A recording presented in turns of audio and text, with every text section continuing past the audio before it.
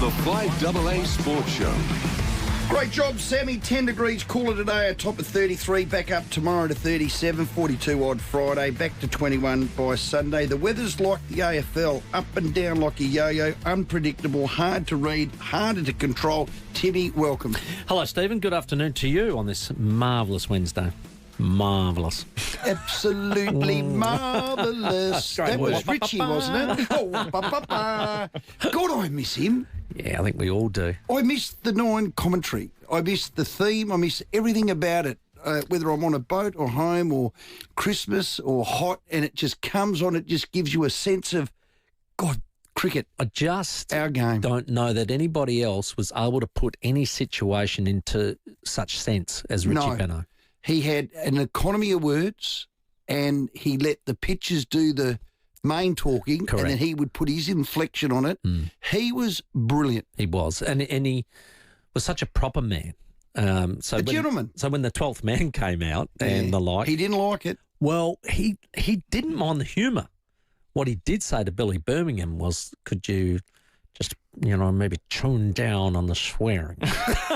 Oh, is that what he said? Yeah. Is that what he said? He didn't like the swearing. Okay. And he said, I would never swear in front of what was his lovely wife's name? Dorothy or something like that. And he said, I'd never swear in front of her. They don't build him like him anymore, do they? Unbelievable, gentlemen. Yeah, Unbelievable. Daphne. Daphne, that's it. Yes. Yeah, Daphne. our first dog was Daphne. It was a dashhound. Oh, there you go. Oh, Daphne the Dashhound. What a great name. bloody smelly little thing it Oh, was. obviously not a fan. Okay, all right, here we go. Sadly missed. Yeah. Everyone has them now. We What, were before. dashhounds? Oh, God, Yeah. I see them all the time. Wow. Yeah. Wow. Dashhounds, the little miniature ones. Yeah. Yeah. Well, there you go. Anyway, the AFL executive, they're still eating Rogan Josh and butter chicken up there in India. I think well, what? Well, what are you saying? They're just...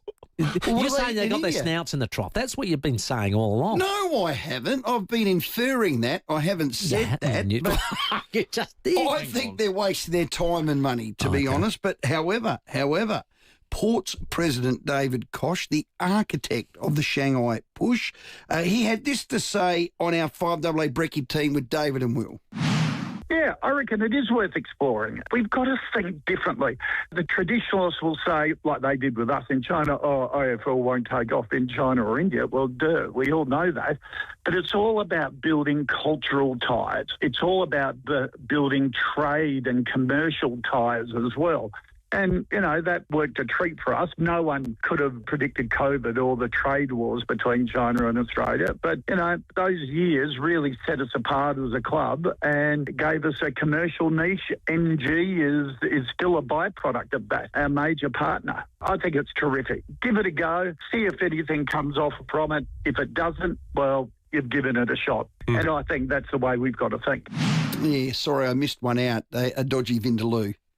Well, Anyway, never had one. are you with David Koch? Yeah, I am. I think I said it last night. I've got a broad appeal on it because I was obviously You involved in the lived in Shanghai. Shanghai. So I understood, and I said it initially to you. It Yeah. was about the commercial gains and what you can do in business. Now, yeah, let's face it, there's a natural tie there with India because they were part of the Commonwealth with us and the like. So we've played against them in hockey and cricket and the like, and got a shared passion for those sports. If you can get a leg up somehow, some connection there, well, fair enough. I didn't realise it was being played in 11 states as it is so far. Yeah. That surprised me. Yeah, cultural ties. I believe in all that sort of stuff. David is right. There's no harm in testing the market. There is no harm in that. But I think you got to get your own backyard in order. And we're miles away from getting ours in order. I agree with that. But you know how many people work for the AFL, Stephen? Well, tell me. I think Enlighten me. I believe there's over 1,000. Yes, in I've Melbourne. heard that number. So Yeah. if that's the case, I'm happy for the heads to be looking at the bigger picture and other people supposed to be running. How many has Laura Kane got now when one person used to do that job? So I reckon there's enough heads there to get on and start doing jobs. Now, we've got two good heads in there. Yes, we in have. Tom Harley and Greg Swan now. My So word. perhaps Andrew's feeling confident Okay. that he can go off and do bigger picture stuff and let those blokes... Because as we saw, Greg Swan doesn't mind making a call and he'll do it quickly and swiftly. Tim, you love this saying, let the cobblers cobble. Yes. And like Greggy it. Swan is cobbling. Like it. And I like the cut of his jib. I like what he's done. There you go. Don't worry about that. Well, there's a positive. 36ers v Brisbane tonight. I'm a bit fearful about our form at the moment. Here's our coach, Mike Wells. I'll be honest with you right here. I don't approach next week. You know, you've heard me say it's really 1/33 of our year. Now, the most important thing for my group right now is the next game. And once we go up there and we get ready to play Brisbane, and then whatever that result is will then dictate a lot of different things after that. We've definitely got the best roster. We've definitely got the best starting We've got a roster. We've got a team that should win. We've got a Not roster could, maybe, whatever. Should win a championship this year. What are the stats? Well, Adelaide they've got, this is their 4th straight away game. It's been tough. They're 3rd on the Ignite Cup ladder, so they win tonight and they win enough quarters because that's the key. They're straight into the Ignite Cup final. So let's just see how well they do. Come on, boys. Brisbane are on an 8-game losing streak. Yeah. They've won one of their last 15. I know. We should smash them. I know. Yeah, they're bottom of the table at the moment in the league. So well, what is there? There's 6 games left, including tonight. 2 of them are at home. We've got some big teams in that. I just reckon we just got to get better before we get to the finals, and confidence in beating teams that come with a plan and a coach that has a real plan and can get his guys to execute it. The ones we don't seem to have a counter-punch opposition to that. if it happens. Other than give it to our superstar and let's hope he wins it off his own boot. Because there's 3 teams, I reckon, that are genuine threats. Melbourne United, the Kings, and South-East Melbourne. Yeah. They're the 3 that I reckon we've got to be able to counter when they're on top of us. Come on, guys. Good work. Massetti's in the other quarterfinal against Djokovic. The update there, 6-4 Massetti's way in the first set. That's a massive game in the quarters. Talking about the quarters, as we predicted, sadly, have no joy in saying this. No. Carlos Alcaraz had too much power, class and weapons for our man Alex de Minaur last night. Alex lost 7-5, 6-2, 6-1. The longer that game went, the bigger the gap in talent become. Here's Alex.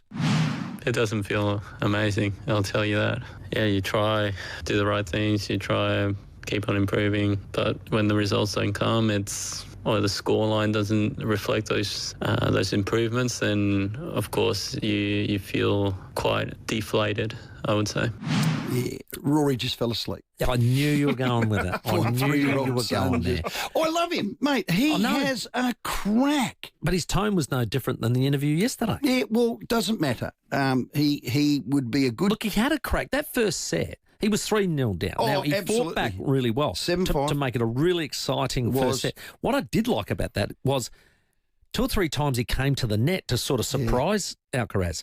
Yeah. All of that disappeared in the second half, and he went into safety mode, and he ended up, losing 6-1, 6-2 on those back 2 sets, and he's a great Alcaraz battler. just How good lifted the. Did I tell you about his forehand? I was there. Well, I saw heard it live. I heard a number last night. Jim Courier said something like off the forehand they can measure the spin rotation of the ball. the RP whatevers of spin, and he said he goes at 3,000 revs compared to de Minaur's 2,000. Yeah, so you're a third stronger or more powerful across the ball than he was. So if only time will tell. That'll eventually kill you, won't it? Yeah, it will, and it did. No need to get upset. Alex won $750,000 for losing a quarterfinal. How many? $750,000. So no need to get upset. Well, not financially, but I mean, if you're a competitor, I think my view on it in that second and third sets, I reckon he looked at it and just went, oh my God, I'm actually, he knew it. I'm actually too far away. Yeah. Again. He is. So it's a horrible realisation when you've been working so hard over a long summer to get right and to go challenge these big names, number 1 and 2, and then he's absolutely, he was beaten convincingly. It was a sporting lesson. So when were you taught, Timmy G, a sporting lesson? That's our topic, $50 powers voucher, 8223 When were you taught a brutal sporting lesson? Yeah. Now, you think about yours. Sam's got a good one he told us in the... Yeah, I know. What was yours, Sam? Well, it was a brutal T20 on a Tuesday night, and one of the blokes at our cricket club, and he will remain nameless for this because he's still ashamed, he went out and he's a batsman, opening batsman, but he had a moment where he was given the ball and he bowls a few good tweakers. So he thought, I'll have a crack and try and take a cheeky wicket here, Michael Clark style. And he's thrown a few down, and he got hit for a lazy 41 runs in 1 over. Oh, no. How's that even possible? He bowled a no ball in there over the waist. No. And that many sixes got smacked into the cricket nets. It wasn't even funny. So it's on your home deck? On our home deck. So a sporting lesson, he just, to deal with the lesson, he hasn't played cricket again. Oh, he He's retired. done. He's had enough. That's not a sporting lesson. That's a quit. He's out. Yeah. He doesn't like cricket anymore. Tweakers were that is awful. Brutal. Well, my That's sporting lesson, I reckon nearly every time I played Daryl Hahn, he gave me a lesson in roving, but that's just to pump him up. He was great. But last year, I had a sporting lesson. I was humbled and humiliated all in one. The old lifting the lid, getting ahead of myself, playing Can You Feel It, Crows went out in straight sets. That, my friends, is a sporting lesson. Now, here's the key from that. Have I learnt? Well, only time will tell. Oh, yeah, I'm concerned. But have I learned?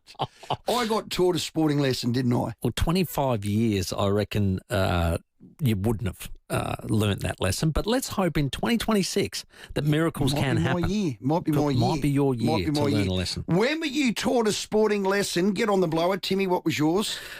Look, I have to share this one because he's actually texted it straight through. I got a set of clubs for my 30th birthday, set of golf clubs.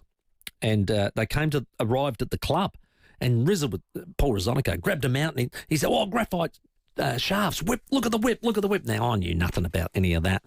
And David Armfield, our fitness coach, and what would you say, serial pest, he walked straight up to me and he said, that is like giving strawberries to pigs. Oh, wow. You hear me? Strawberries to pigs. And I said, well, I'd beat you with them. And he said, not in 1,000 years. All right. Anyway. Because I think he's pretty neat with the sticks. He is. He likes himself. Don't worry. So he's challenged me. Anyway, we've gone to play 9 holes at North Haven before work one morning. Riz has come as the witness to play with us. And he said, if you beat me, I will catch that outer harbour train in the nude all the way to the city. Anyway, he was that confident. He was that confident. Now he's leading all the way. We get to, it's getting tighter now around the 7th hole. We're coming down the 9th hole. We're Timmy's level. Coming back. We're he's level. done a Diminor. He's hung in. He has teed off into the Forbidden Forest. Oh, hello. I'm walking up and chipping like an old fella, 180 straighty, and I get onto the green, and all I can hear in the woods is whack. Boom, on the ground. Whack! Boom. Anyway. And is he counting correctly? I had told the groundsman about the bet. Yeah. And as Arnie's coming up to the green, he comes out on his little truck, they drive around. Yeah. And he came past, he said, tickets, please. Oh, no. Humiliated. Sporting lesson. Do not mouth off before you. Sporting lesson. Exactly. And guess what? He's never paid up on his debt. So he did lose. He lost. And he lost. He didn't ride the tram from Outer Harbour. I know you're listening, Armfield. I know you're listening. Oh, you're kidding. Yeah. That's a great story. Yeah, it's a great story. That's a sporting lesson. It is. Unlike him to shoot his mouth off. And guess what? Never beaten him since. Never beaten him since. Not even got close. When were you taught a sporting lesson? $50 powers voucher, get to it. Call in 8223 0000. So we'll visit Crows and Port tonight. Hamish Hartlett at 4:30 for the Power and Mitch Hinge at 5 o'clock for the Crows. We'll have Where Are They Now later on at 5:30. And we'll also meet the first South Australian to qualify for professional darts over in the UK. His name is Adam Leake, and we'll meet him later on tonight. That'll be a lot of fun. 21 minutes after 4, your call's next. Rowey and Timmy G. The FIVEAA Sports Show. FIVEAA is celebrating local businesses across Adelaide, like Naomi Will Real Estate, delivering honest, personalised service, award-winning community values and independent expertise for over 20 years. FIVEAA, supporting local, celebrating SA. This summer, you can enjoy 50% cash back up to $50 from your coastal dining or seafood purchases in the Dining Cashback program. The next draw closes the 31st of January with 60,000 dining cashbacks to be won each month. Make the most of the Dining Cashback program now. For entry and full T's and C's, visit southaustralia.com/dining cashback. Limitations apply. Licence numbers T25/2027 and T25/2026. Kids making a racket? Nothing hits like Hot Shots Tennis. Perfect for kids aged 3 to 12. Book your free trial at a participating club. Hit up tennis.com.au. Hot Shots Tennis. It's different. You can rent a little, you can rent a lot. Whatever you're doing, wherever you're going, you can rely on Red Spot to get you there. We're the all-Aussie family-owned car rental company in airport terminals and cities across Australia with a new fleet and 100% local Aussie service. And right now, Red Spot is giving you spot-on savings of 15% off every vehicle at every location. Book direct and save at redspot.com.au/radio. T's and C's apply. Red Spot. Shopping for student devices? See the experts at Harvey Norman for hot deals on laptops, tablets, headphones, mobiles and more. Get an amazing deal on Acer Aspire 14 AI Copilot Plus PC, now $798. Save $210 on Lenovo IdeaPad Flex 2-in-1 laptop, now $888. And HP 14-inch laptop with huge 24GB RAM, now $998. Best brands, best range. There's more in store and online. Now at Harvey Norman. Experts in student devices. Go!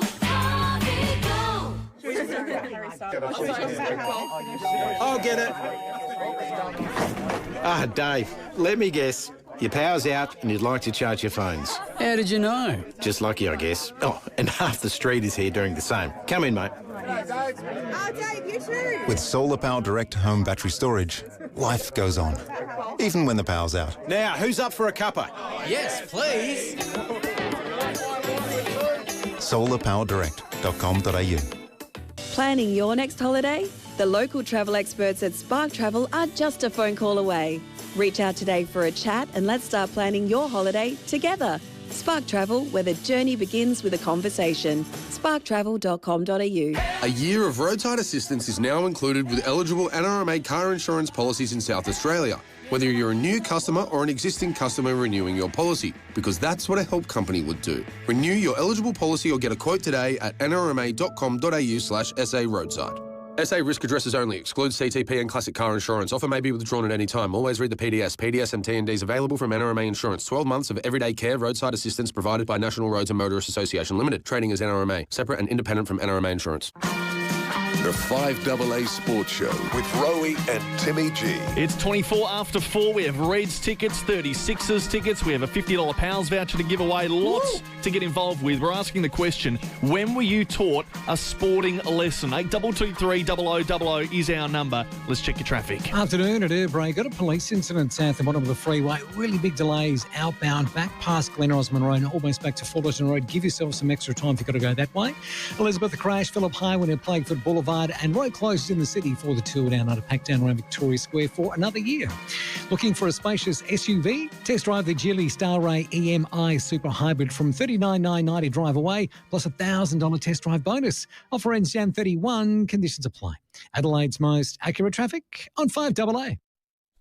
Rightio, we're asking for your sporting lessons. Now, Sue's got one here, and it's, boys, I captain coached my hockey team in 1980.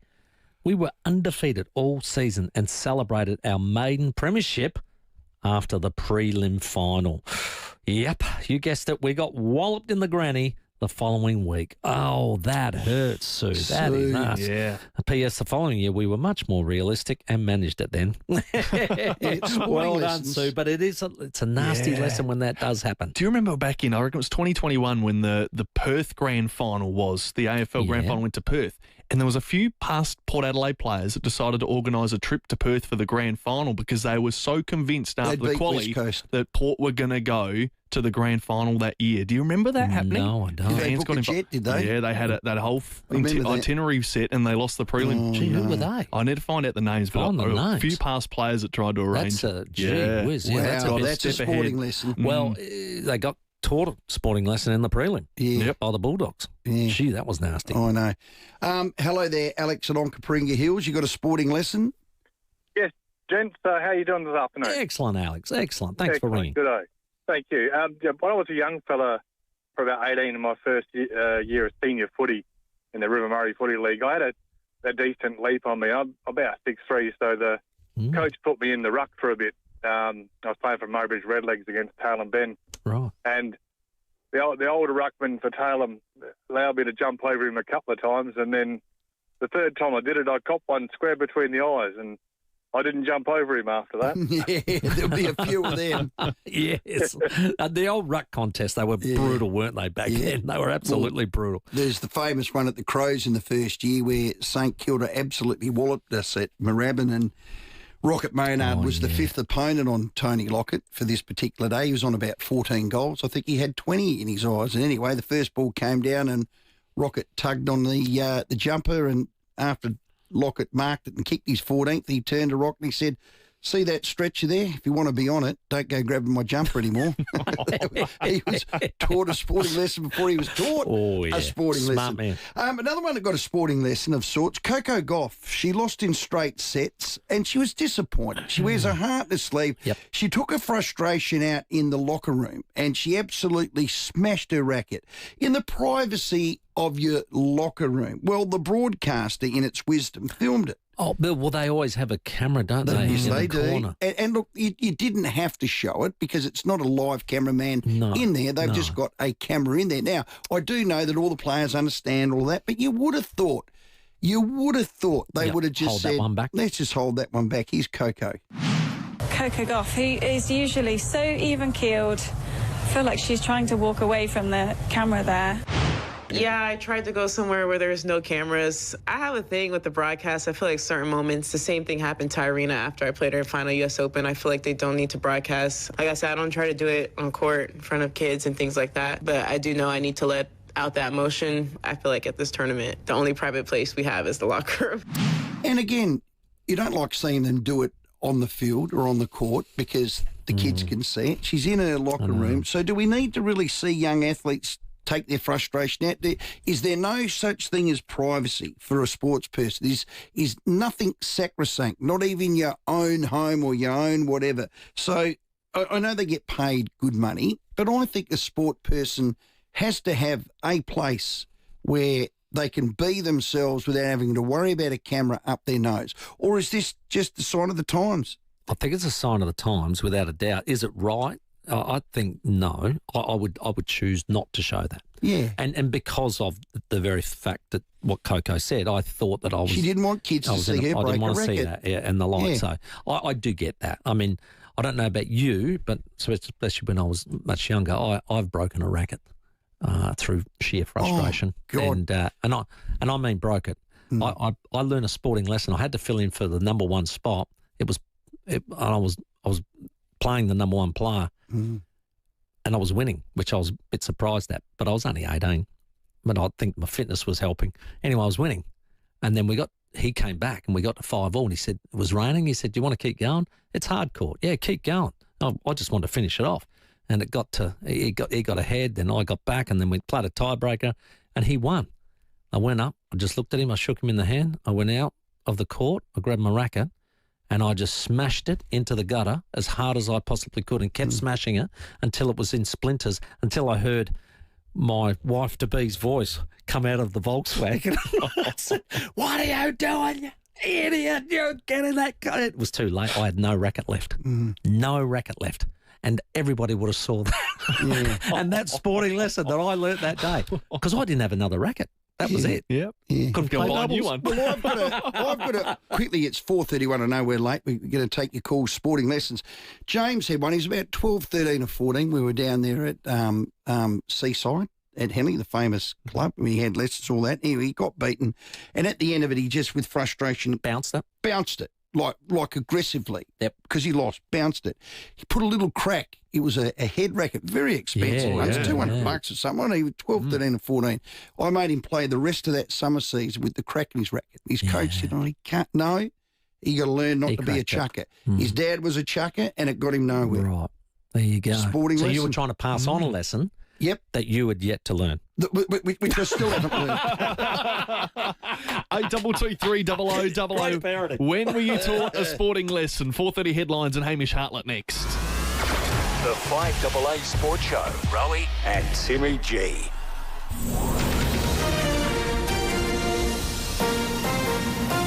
This is 5AA News. Always Adelaide. Good afternoon, Tamira Francis with the 4:30 news headlines. Police have blocked off the uptrack on the southeastern freeway at the tollgate after a significant arrest. More to come on that one. 4 teenagers have been arrested after a high-speed pursuit and a stolen ute through the Adelaide Hills and Fleurieu Peninsula. 3-year-old preschool is in the spotlight today as the race to the state election heats up. And in sport, Italian Lorenzo Musetti has taken the first set to Novak Djokovic in their quarterfinal at Melbourne Park. Now let's check 5AA traffic. Afternoon, Airbrace. We've got really big delays with the police incidents at the bottom of the freeway, seeing delays outbound. They're back onto Glen Osmond Road, almost back to Fullerton Road. Give yourself some extra time if you've got to use the freeway tonight. Elizabeth, the crash getting sorted. Phillip Highway at Playfoot Boulevard and slow South Road at Mile End. Camera 2 this afternoon, Salisbury Highway at Winkfield. The King Living Summer Sale ends Sunday. Save up to 50% on selected Australian Design Award-winning furniture. Hurry, sale ends Sunday. Shop online or visit a King Living showroom today. Adelaide's most accurate traffic on 5AA. Now the 5AA forecast, clear and down to 21 overnight, partly cloudy and a top of 37 tomorrow. Right now it is 29 degrees on 5AA. We'll have more news for you at 5. The AFP have put out a warning about people posting images on social media for a couple of issues. David Penberthy and Will Goodings. The potential curation of child exploitation materials, but also people who now can use fairly sophisticated tools to determine locations, where you live, where kids go to school and so forth. 5AA Breakfast. It's a pretty sad indictment of the way of the world, isn't it, that you even need to discuss these things? Completely. Weekdays from 6 a.m. on 5AA. Always Adelaide. Well, isn't this ideal? Prime position on the deck, blue skies, smooth seas. How good are cruises? Make your cruise booking a breeze, and you could win a $5,000 REA travel voucher for your next holiday. Search REA Cruise today. Whoa, watch the wings. T's and C's, exclusions and eligibility criteria apply. Promoter is REA. To enter, book and pay a deposit on a new ocean or river cruise with REA Travel by 28 February 2026. Full T's and C's available from travel.rea.com.au. The back-to-school countdown is on. But 8-year-old Ava wonders if this new school year will be any different from the last. Living in poverty means she doesn't have the essentials she needs. Without extra support, she could fall behind before school even starts. Don't let poverty take another school year from Ava. Please sponsor an Australian child by January 31st. Time is running out. Search the Smith family. Introducing The Caliente by Beechwood Homes. A multi-level masterpiece of design, innovation and style. Inspired by the effortless glamour of Palm Springs in California, it's bathed in natural light through clever architectural design. At its heart, a stunning 6-metre island bench anchors a kitchen that's as beautiful as it is functional. The Caliente is open for viewing at 10 Simon Crescent, Craigburn Farm, Saturdays and Sundays 1 to 4:30 p.m. Life's good. It's even better in a Beechwood home. Left the bins out a day late? Yeah, it'll smell, but there's always next week. Missed your retro renewal. It happens, but hey, get onto it. Forgot Mum's birthday? That's dangerous. But leaving your pool to go green? That's not on. Fix it now at Pool Supermarket O'Halloran Hill, the mega store with every part, pump, chemical and toy you could need. The biggest range in Adelaide, plus free water testing. poolsupermarket.com.au. Don't leave it too late. When you've been around for over a century, you know a thing or two. And South Australian Business Chamber and Ray White have almost 300 years between them. So when an alliance is formed between South Australian Business Chamber and Ray White Business Sales SA, all that experience flows to you. This ensures you're in top shape, whether you're buying, selling, or somewhere in between. Touch base with the experts. Search Ray White Business Sales SA. Proudly partnered with South Australian Business Chamber. Rowey and Timmy G. The 5AA Sports Show. At 24 minutes to 5, Mitch Hinge from the Crows joining us at 5 o'clock tonight. Where are they now? Not too far away as well. And more of your calls in just a moment. 8223 0000. We're asking a bit of a fun one today. When were you taught a sporting lesson? Well, Port Adelaide are well and truly into their pre-season. I think about 23 days away from the trial game against the Adelaide Crows. It does come upon you very quickly. We've now got the Sample and Development coach last season is now in charge of contest stoppage and opposition. It's Hamish Hartlett. Welcome, Hammer. G'day, boys. Thanks for having me. Happy New Year to you. You too, my Good friend. man. I just want to find out a little bit of information about contest stoppage and opposition. So, firstly, contest and stoppage, is that like all areas or is it midfield only? The contest aspect of it is all-encompassing, so all over the ground. Couple of things to look out for there from a personal point of view, particularly sort of the general play stoppage and how we're shaping in and around that, and also a bit of long down the line stuff that I'll be casting a very close eye over. And then contest, stoppage is always an 18-man stoppage setup, so everyone is pretty much involved in every single stoppage. So, there's a little bit there, and the opposition stuff sort of takes care of itself. So you'd be then addressing the team more so than just 1/3 of the ground. You'll be telling the whole team about, okay, this is what we're looking like at this stoppage, and this is what we're looking like at this contest. So that'd be a full address for you. Yeah, correct.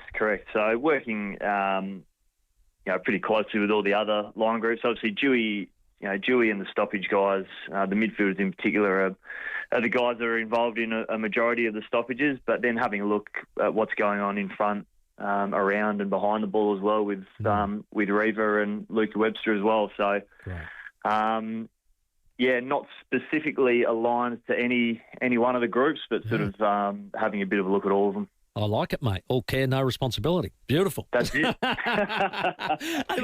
The opposition as such, this will be during the season. You'll look at their contest stoppage work and the like, and that'll be like the week before, and then you'll present on the oppo?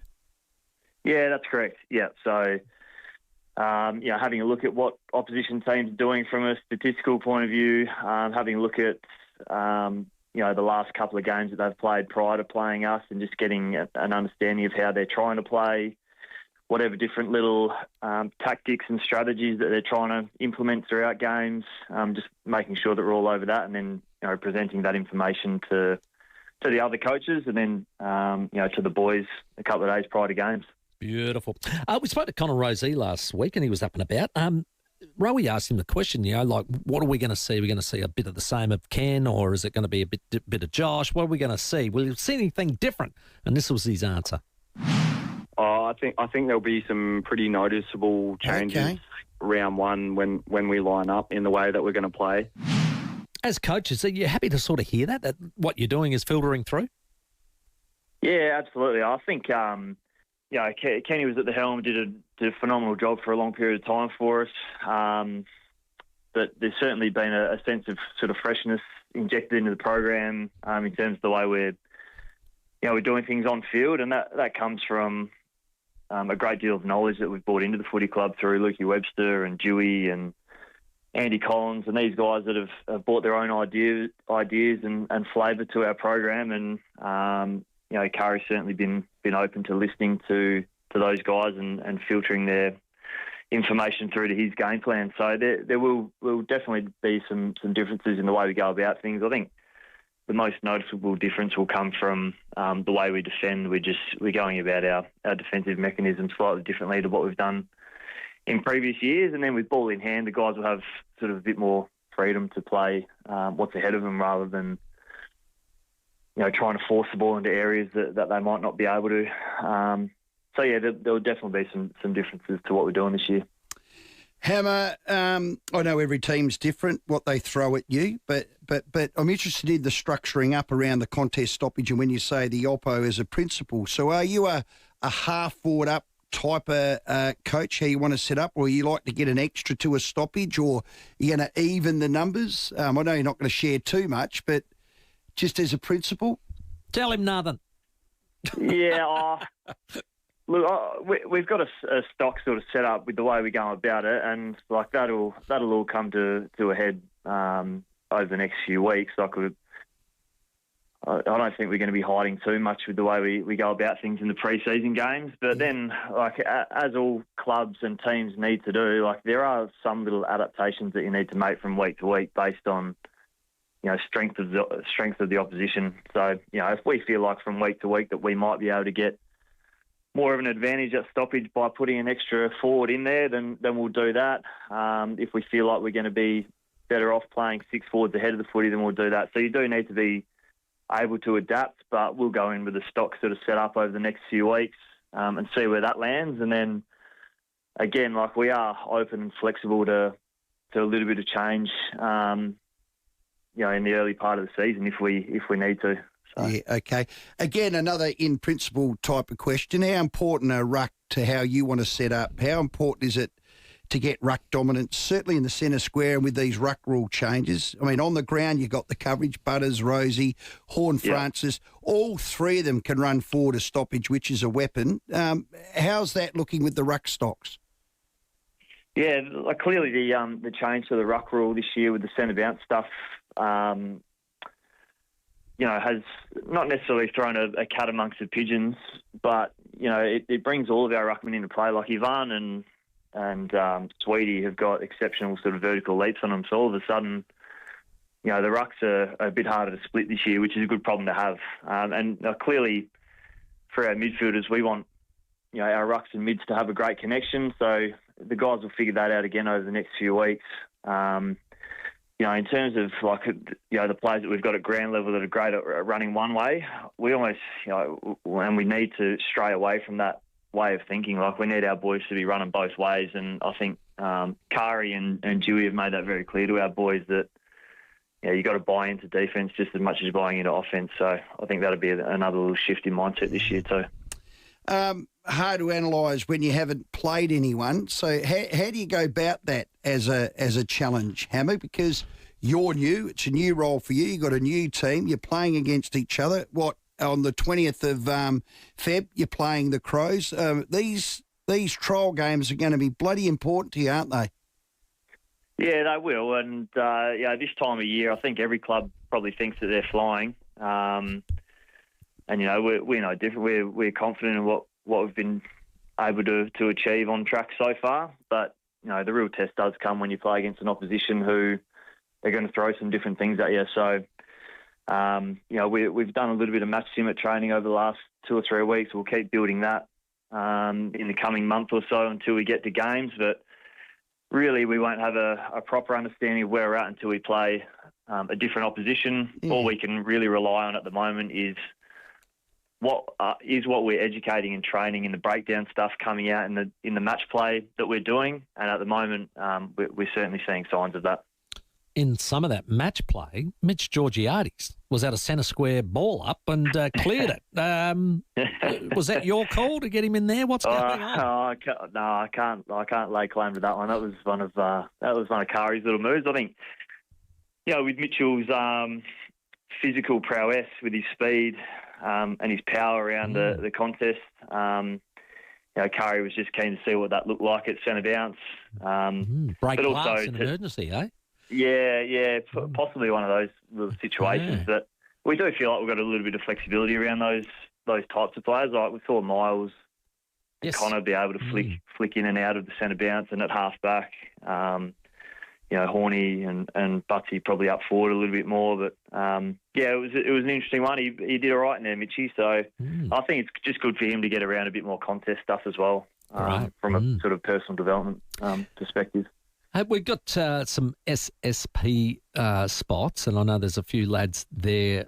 What would you say? They're busting their baller to impress, no doubt about that. Yeah. You've got ex-Geelong cat Ted Clohessy. I think you've got Mitch Zaddo, a young fella from WA, a young lad from Nord, O'Brien. You've got Jaden Stevenson. Are they all impressing and might be a bit of a hard selection?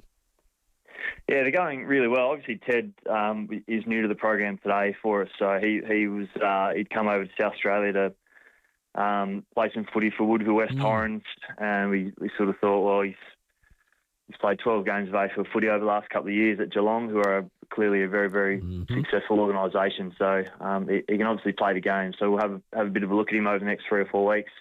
So he had his first run around today. But, they're different types of players. We really like Balin O'Brien as a sort of a dour defender, but he's tough. He works hard. He's quite uncompromising as a young defender, which we really like.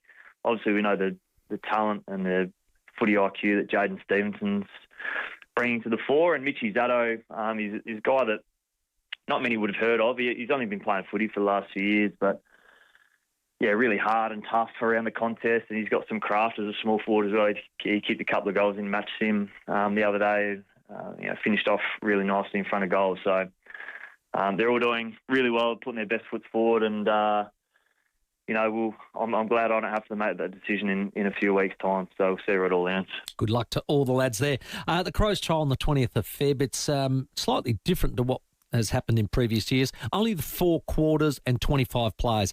A little bit easier to manage, I'd understand. But what about the rest of the squad? Do they play each other on the Saturday or something like that? That's a great question, Timmy. I've actually gone. That's the first I'd heard of the of the game time and how many quarters we're playing too. So yeah, it'll certainly make things a bit easier to manage. It is hard sort of trying to rotate all the 40, 42 players through those 6 periods that we've done previously. But yeah, I imagine that there'll be some sort of scrimmagey match sim type thing for the guys that aren't selected in that 25. Yeah, and that might include. Some of the Crows, SANFL top-up players and some of the Magpies boys that have a run around in that too. So I'm sure that'll get organised behind the scenes as well. Excellent, mate. Will you keep on with the contest, stoppage and opposition, all right, buddy? Good on you, boys. No worries. I'll speak to you soon. That's Hamish Hartlett, helping out there at Port Adelaide as things develop towards the first trial game. It's exciting, isn't it? 12 minutes to 5. Let's check traffic. Seeing really big delays with the police incidents at the bottom of the freeway at Erbray. Those delays are outbound affecting Glen Osmond Road. Leave early if you've got to head that way home tonight. Elizabeth the Crash getting sorted. Phillip Highway near Playfoot Boulevard. Quite busy at the moment, Cross Road at South Road, and pretty sluggish Grange Road at Holbrooks Road for those intersection works. Camera, Pelling Avenue, Edinburgh. The Winter Olympics are here and our Aussies are going for gold. Watch every moment only on 9 Now and Stan Sport. Catch all the action from 6 February. Adelaide's most accurate traffic on 5AA. Rowey and Timmy G, the 5AA Sports Show. 5AA is inviting you into the studio every afternoon. Head to the 5AA live stream. Live life your way with personalised disability support and aged care services. Visit completecare.com.au today. Planning your next holiday? The local travel experts at Spark Travel are just a phone call away. Reach out today for a chat and let's start planning your holiday together. Spark Travel, where the journey begins with a conversation. sparktravel.com.au. Mark Boris is the mentor who keeps choosing stories over spreadsheets and keeps feeding those big ideas. So keep good company with the Mentor podcast. Hi, Brett Ibbott here for Mawson Lakes Mazda. Everyone here is back on deck and ready to do deals on a huge range of 2025 plate Mazdas. Stop dreaming and kick off the year in a shiny new Mazda. All models and colours are available and they're ready to roll with immediate delivery. No gimmicks, only the best customer support for you and your shiny new Mazda. Mawson Lakes Mazda, Salisbury Highway, just a short drive from the city. G'day, Keith Conlon here. You've probably heard me talking about fusion clinical trials. Clinical research is vital for paving the way in the development of new medications and future health management. This is Fusion's commitment to Adelaide with its team of doctors, health professionals and the community working together to improve the well-being of all Australians and those beyond our shores. Rest assured, we'll be hearing more about Fusion clinical research in the months ahead. Trusted research, proven results. Fusion. Find one on the train. Find one at the Oval. Find one at the shopping centre. Find one in a heartbeat. Thanks to new legislation, there are now even more automated external defibrillators across SA. In an emergency, call 000 to be directed to your nearest AED. Visit sahealth.sa.gov.au/AEDs. A message from the Government of South Australia. Shopping for student devices? See the experts at Harvey Norman for hot deals on laptops, tablets, headphones, mobiles and more. Get an amazing deal on Acer Aspire 14 AI Copilot Plus PC, now $798. Save $210 on Lenovo IdeaPad Flex 2-in-1 laptop, now $888. And HP 14-inch laptop with huge 24GB RAM, now $998. Best brands, best range. There's more in store and online, now at Harvey Norman. Experts in student devices. Go, Harvey, go. Attracted to a career in marketing or advertising, or starting your own business? Fast track it now. Sign up to the Advertising Industry Careers Fast Lane course. Digital marketing, data, AI and sales skills, all online and fully supported. With a career service team who help you prepare for work. Don't go to uni if you're not sure. Fastlane can be done in 4 months. Head to our site to get a full course overview. Search AIC Fastlane. That's AIC Fastlane. It's 11 o'clock, Saturday night. The power's out in your street. No lights. Just quiet. Then you hear it. The dull thud of music coming from number 8. You draw closer, wondering, how?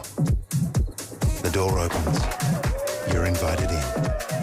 With Solar Power Direct home battery storage, life goes on. Even when the power's out.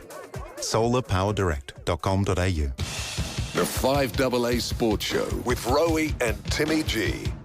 At 8 minutes to 5, Mitch Hinge from the Crows to join us after the 5 o'clock news.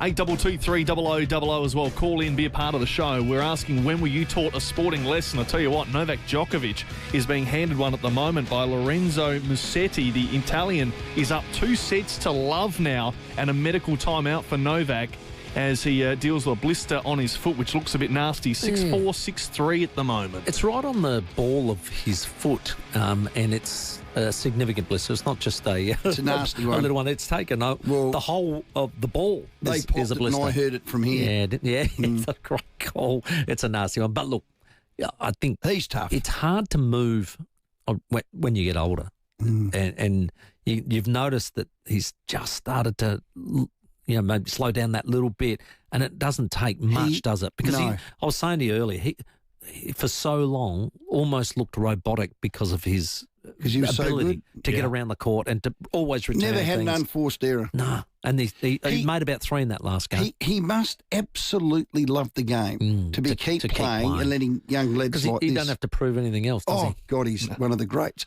Hello, Bob. A lesson for you, a sporting lesson. Yes, this sporting... Yeah, good afternoon, guys.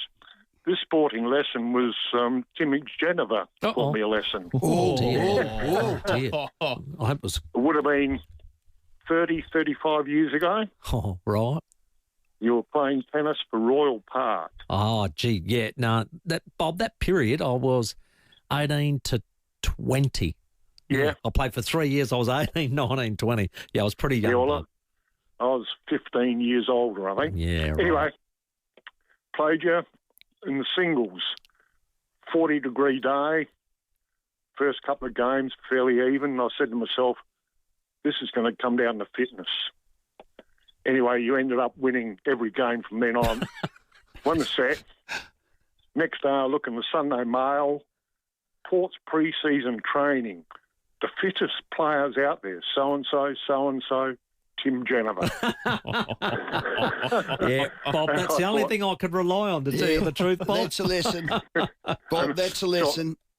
So I didn't feel too bad after that. Okay. Yeah, I actually felt sorry sometimes because I was so young and fit, and I was obviously not drinking, but I played, my mate JR, he played for, I think it was the Rosewood Tennis Club at the time, and him and his mates would bring an esky.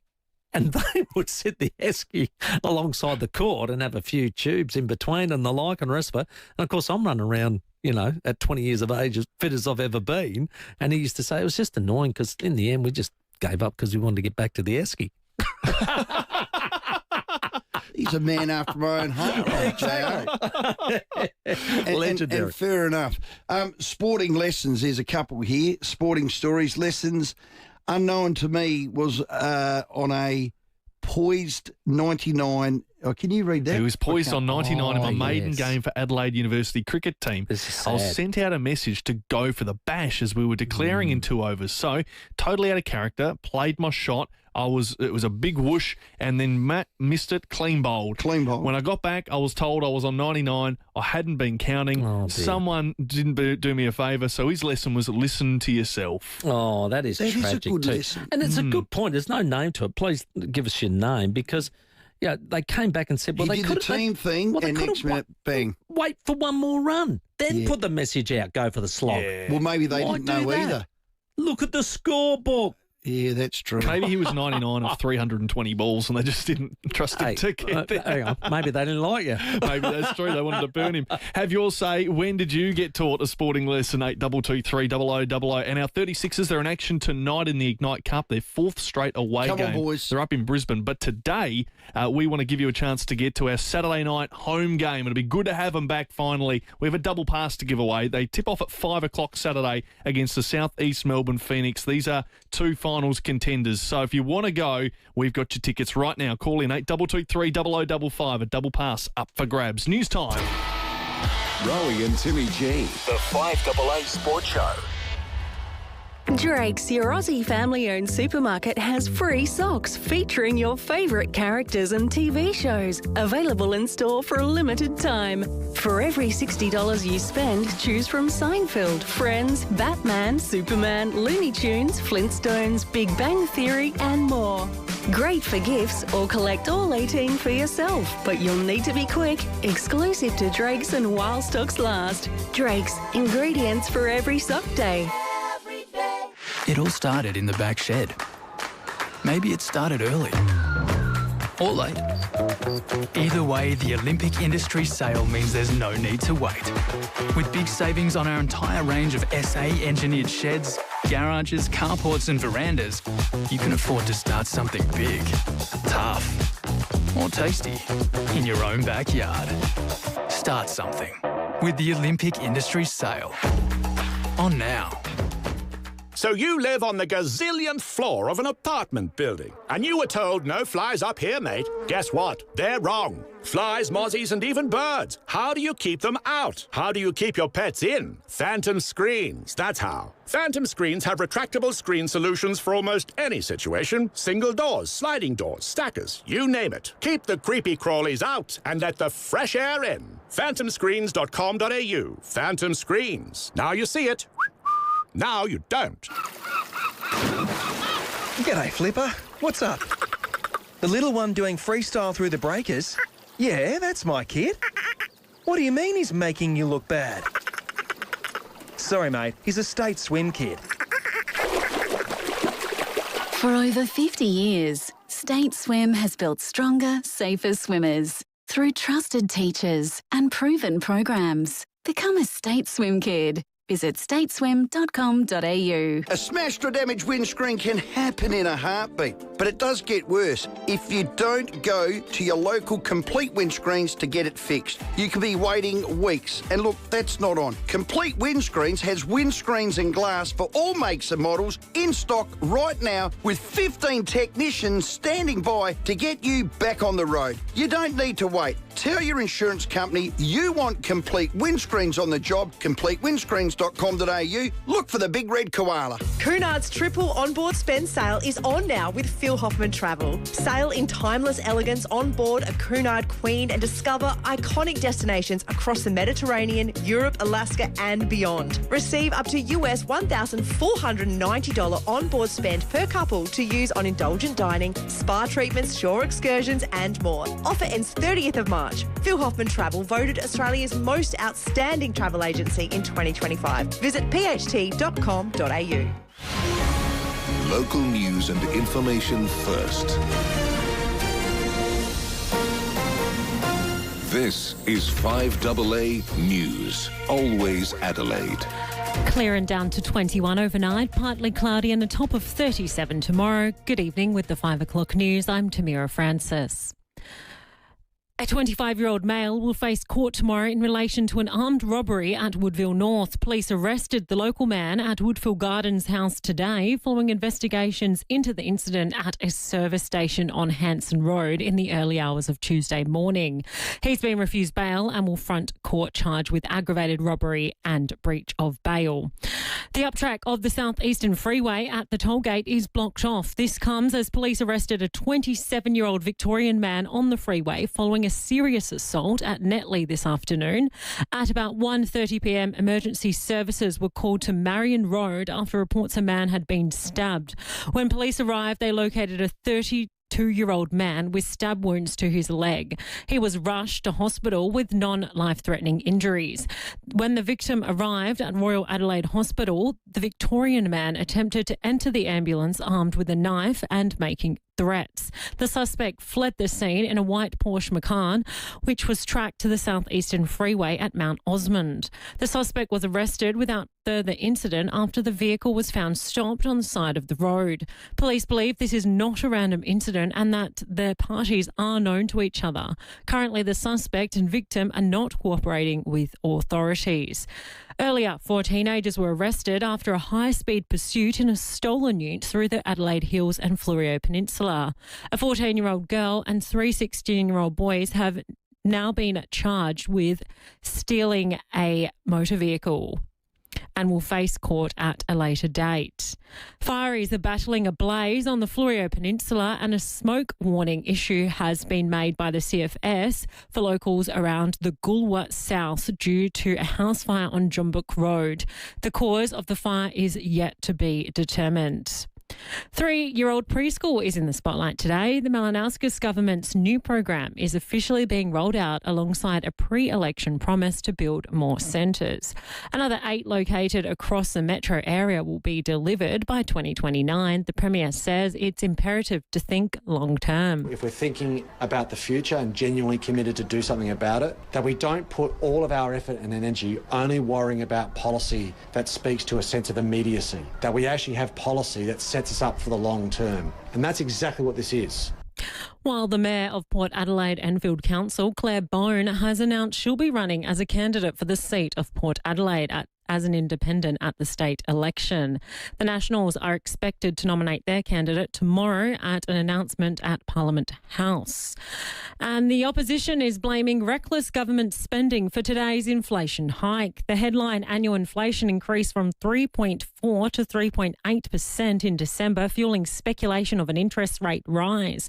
Deputy Liberal leader Ted O'Brien contends Labor is unable to manage the Australian economy. What is an absolute certainty is Labor will continue to waste taxpayer money. And when Labor runs out of money, we know what they do. They just come after more, which is why taxes will go up and debt is likely to hit $1 trillion.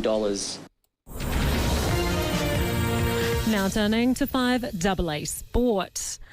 American Jessica Bakula is through to a maiden Australian Open semi-final. Shane McGuinness reports from Melbourne Park. Bakula has continued her winning record against compatriot Amanda Anisimova, taking out their quarterfinal in straight sets today, 6-2, 7-6. While Anisimova appeared more competitive in the second set, unforced errors ultimately proved her undoing. Pegula will now meet Elena Rybakina in tomorrow's semis. Rybakina earlier defeating second seed Iga Swiatek 7-5, 6-1. Meanwhile, the first of today's men's quarterfinals has just gotten underway. Novak Djokovic continuing his quest toward a record 25th Grand Slam title. He's taking on Italian 5th seed Lorenzo Musetti. Italian Lorenzo Musetti has taken the first 2 sets in that match, 6-4, 6-3 against Novak Djokovic. Later on court is another Italian, Jannik Sinner and Shelton. The Adelaide 36ers come up against the Brisbane Bullets tonight on the Gold Coast. Adelaide have lost 3 of their last 4 games and must win tonight to remain on the top of the NBL table. An extra incentive for our 36ers is they advance tonight. With a win, they are in the Ignite Cup finals. Brisbane is currently on an 8-game losing streak. And the reigning AFL premiers are spending 3 days on the Sunshine Coast in a pre-season camp ahead of the new season. Injured Lions star Eric Hipwood says they will be using the time to get out of the spotlight. And the Diamonds have named their 12-player squad for their upcoming netball series against Jamaica. Adelaide Thunderbirds, Matilda Garrett and Georgie Hodges named. That's all in sport. Let's check the 5AA forecast. Afternoon at Airbrace. We've got big delays with that police incident at the bottom of the freeway. Those delays are outbound going back onto Glen Osmond Road. Leave early if you have to head that way. Elizabeth, a crash. Phillip Highway near Plaguefoot Boulevard. Super slow Main North Road at Enfield and super busy South Road at Marston. Cameras, Port River Expressway, Wingfield and Pelling Avenue at Edinburgh. We've all been there. Wednesday traffic, tummies rumbling, and you totally forgot to defrost the chicken. If your weeknights feel more chaotic than calm, it's time to take back dinner time with HelloFresh. Adelaide's most accurate traffic on 5AA. Now it's time for the 5AA forecast. Get the Toyota Forklift Advantage. Visit toyotamaterialhandling.com.au. Clearing down to 21 overnight, partly cloudy tomorrow, 37 the top. Friday, mostly sunny and 42. Saturday, partly cloudy and 32. And Sunday, partly cloudy again, but cooling to 25 degrees. Right now, it is 30 degrees on 5AA. Now let's see what's happening on 9 News Tonight. I'm Brenton Braglis. Tonight, inflation shock. Are we in for a rate hike next week? We'll have the full analysis at 6. Bali bonus, the new daily flights from Adelaide. Why women are more at risk of dementia. Needle-free, the nasal spray for allergic reactions. And all the action from today's Australian Open quarterfinals. 9 News, your news. 9th at 6 on 9 and on 9 Now. Streaming live via the 5AA Player app on DAB Digital Radio and on 1395 AM. This is 5AA, always Adelaide. Adelaide's only local sports show. The 5AA Sports Show. Still to come at 7 after 5. We'll get the latest from West Lakes with Crow Mitch Hinge. Where are they now at 5:30 with a 5-time Australian Open winner, plus your chance to win more tickets to Adelaide United on Friday night. With your calls, get involved. Rowey and Timmy G.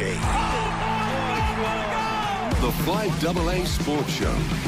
Yeah, and a big welcome back. Big hour ahead, as we heard with Sebi. Just on the tennis, Djokovic is 2 sets down, 6-4, 6-3, but he leads 2-1 up. He had a massive blister, had some treatment, got back, won that last match to lead 2-1. His opponent, Musetti, in the hands of the trainers. It looks like a driver, so he's going to have to return and have a go. Musetti, come on, son. Love watching one-hand backhanders. Yeah, they're good to watch, aren't Sweet they? as a nut, aren't they?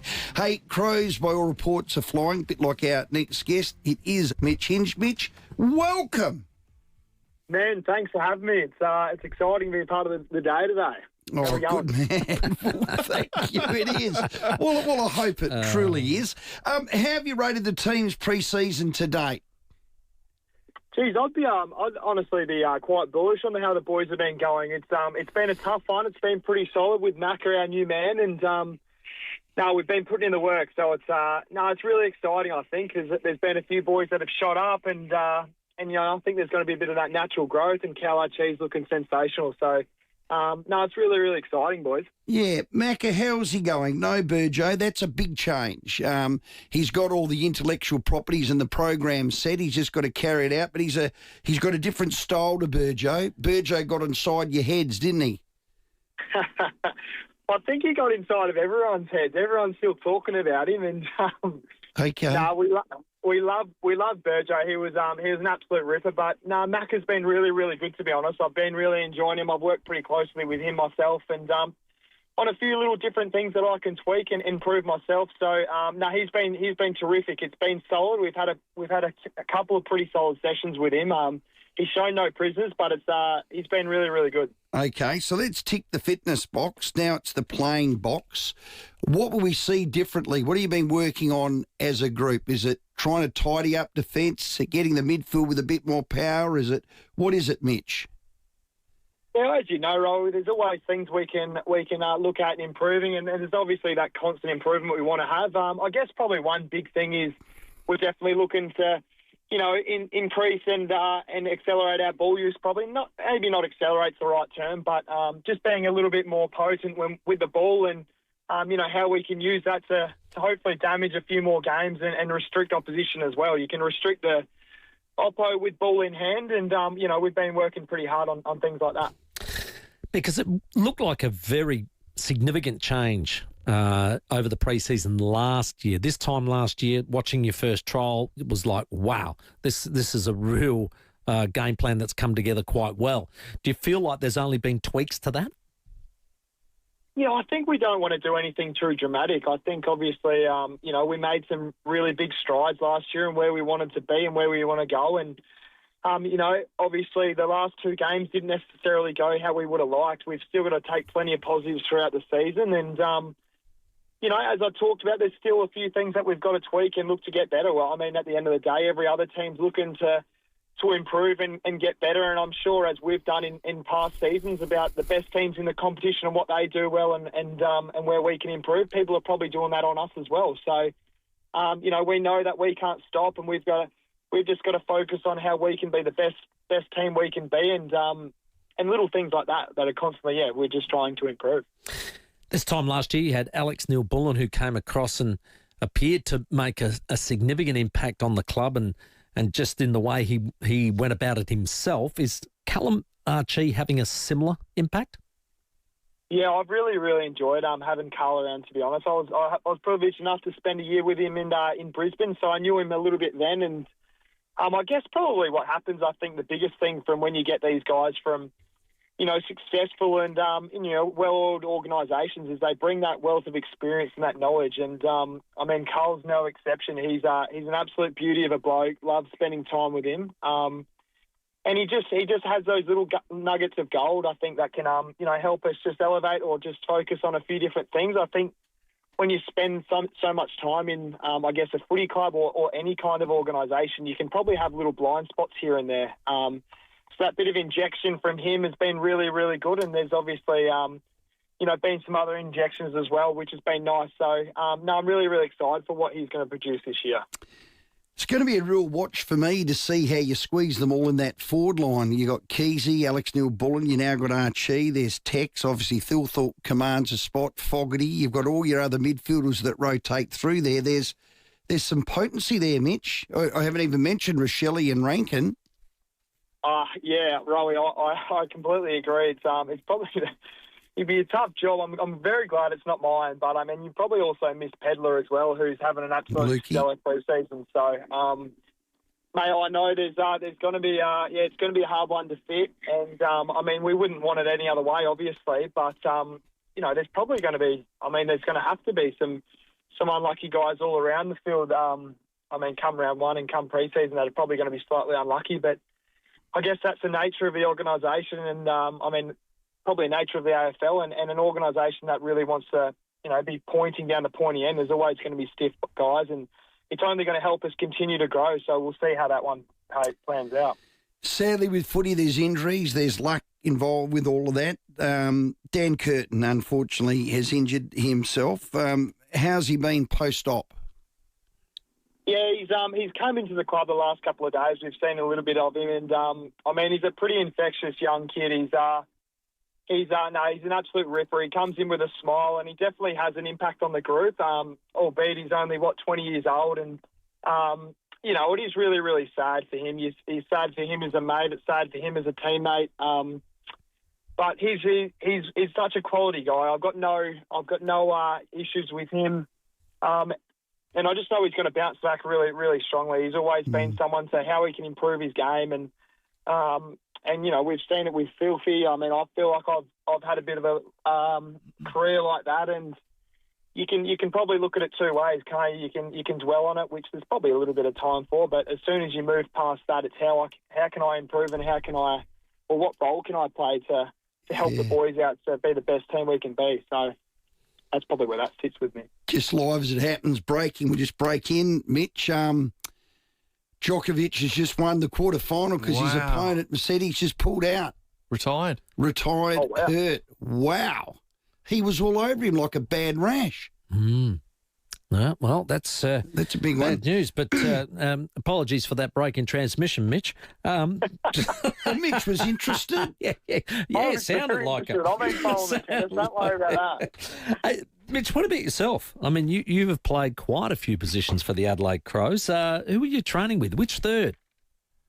I'm spending most of my time with the backs at the moment on that half-back line. I think, there's still some areas where I would love to improve and probably have a little bit more damage myself. But, there might be an opportunity to get up the ground and play a little bit more wing and use that bit more of my offensive game and that running power that I feel like I have. So, there's probably still a little bit of work through and it might be a little bit of a dual role. I guess we'll wait and see on that as well. But I think it's going to be, really, really exciting for what this year is going to hold for us. And, I can't wait for footy to come around. It's pretty hard at the moment training every second day and having 12, 13K sessions. So I'll be happy once that comes around. About 23 days till that first trial. So how are the big fellas going? We spoke to Riley O'Brien last week, but you've got him, of course, Big McAndrew, you've got Riley Thilthorpe. How are they going? And I suppose with this new ruck rule, are they doing things slightly different that you can see? Yeah, I think we probably got our first little bit of a taste of it last Wednesday when we had some umpires come in and, yes. There's definitely going to have to be some changes about, what their craft involves, especially in centre bounce. I think there's a bit of a rule there where you can't necessarily impede and jump over the middle. So, I haven't got my head all over it, but there's definitely going to be some things that they're going to have to change and, I feel like it's probably going to help us. We've got some real athletic big boys in our team, and I think they're not waiting around either for ruckman to pull up to the contest. They're throwing it straight up, and that definitely suits our boys. They're definitely very fit and strong. So I guess we'll wait and see. But it's I think that as we evolve as AFL players and as we evolve as clubs, we'll work that one out, and hopefully we can use that one for us and not against us. Crows Mitch Hinge, our guest. We got a media release through that Josh Rochelle left the track with a little bit of a complaint with his knee. He okay? Oh, Rash, he's always complaining, isn't he? Oh, God. Well, I don't know, to be honest. Does he? No, I think he was out there training today. I don't think that was the first I heard of that. So I dare say there's nothing too big in that one. Nothing to worry about. Okay, I'd like to see him through the midfield. That does excite me. That midfield just need a bit of an injection, as well as Rankin coming back will be a good one. Of the new lads, who just quickly has impressed you?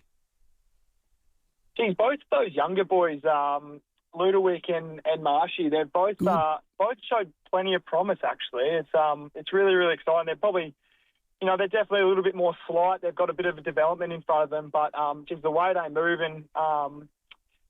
and both of them are taking the ball really cleanly, and they've got some skills about them. So I think you'll be happy, Rowey. I think it's they're looking very, very good. So I'm very happy with what we've dealt up there. And our midfield, that's probably the area in the finals of the forwards, backs or mids that needed to probably improve and just get some class through there and a few different bods. They're coming on. You happy that we're going to get some growth through the midfield? Yeah, I think so. I think, as the game's probably going to quicken a little bit, there's going to be less probably stoppages around the ground with that last touch rule and different things like that. I think, we're going to have to evolve. And as you said before, you'd love to see a little bit more of an injection of different players. We've got Rash, we've got Ranks in there. And I think you're probably going to see that at times. It's pre-season. I think everyone's looking good this time of year, but geez, I've been really happy with some of the work that's been going on into there. So, again, really, really excited for what that's looking like. A lot of texts are just coming through now with you talking, Mitch. Taylor Texan Walker, how's he been?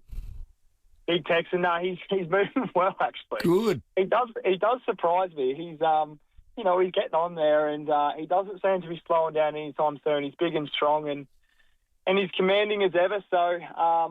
I feel like I've been excited for everyone, but we love Big Texan, and I think we're we're going to be a better team with him out there. So if he's playing well, which I've got full confidence in him that he will be, I think we're going to be right. Mitch, have another great year. I loved your season last year. You've more than cemented your spot there. You're now a really important cog in that wheel in the back half or up through and on the wing, mate. Thanks for your time and all the best.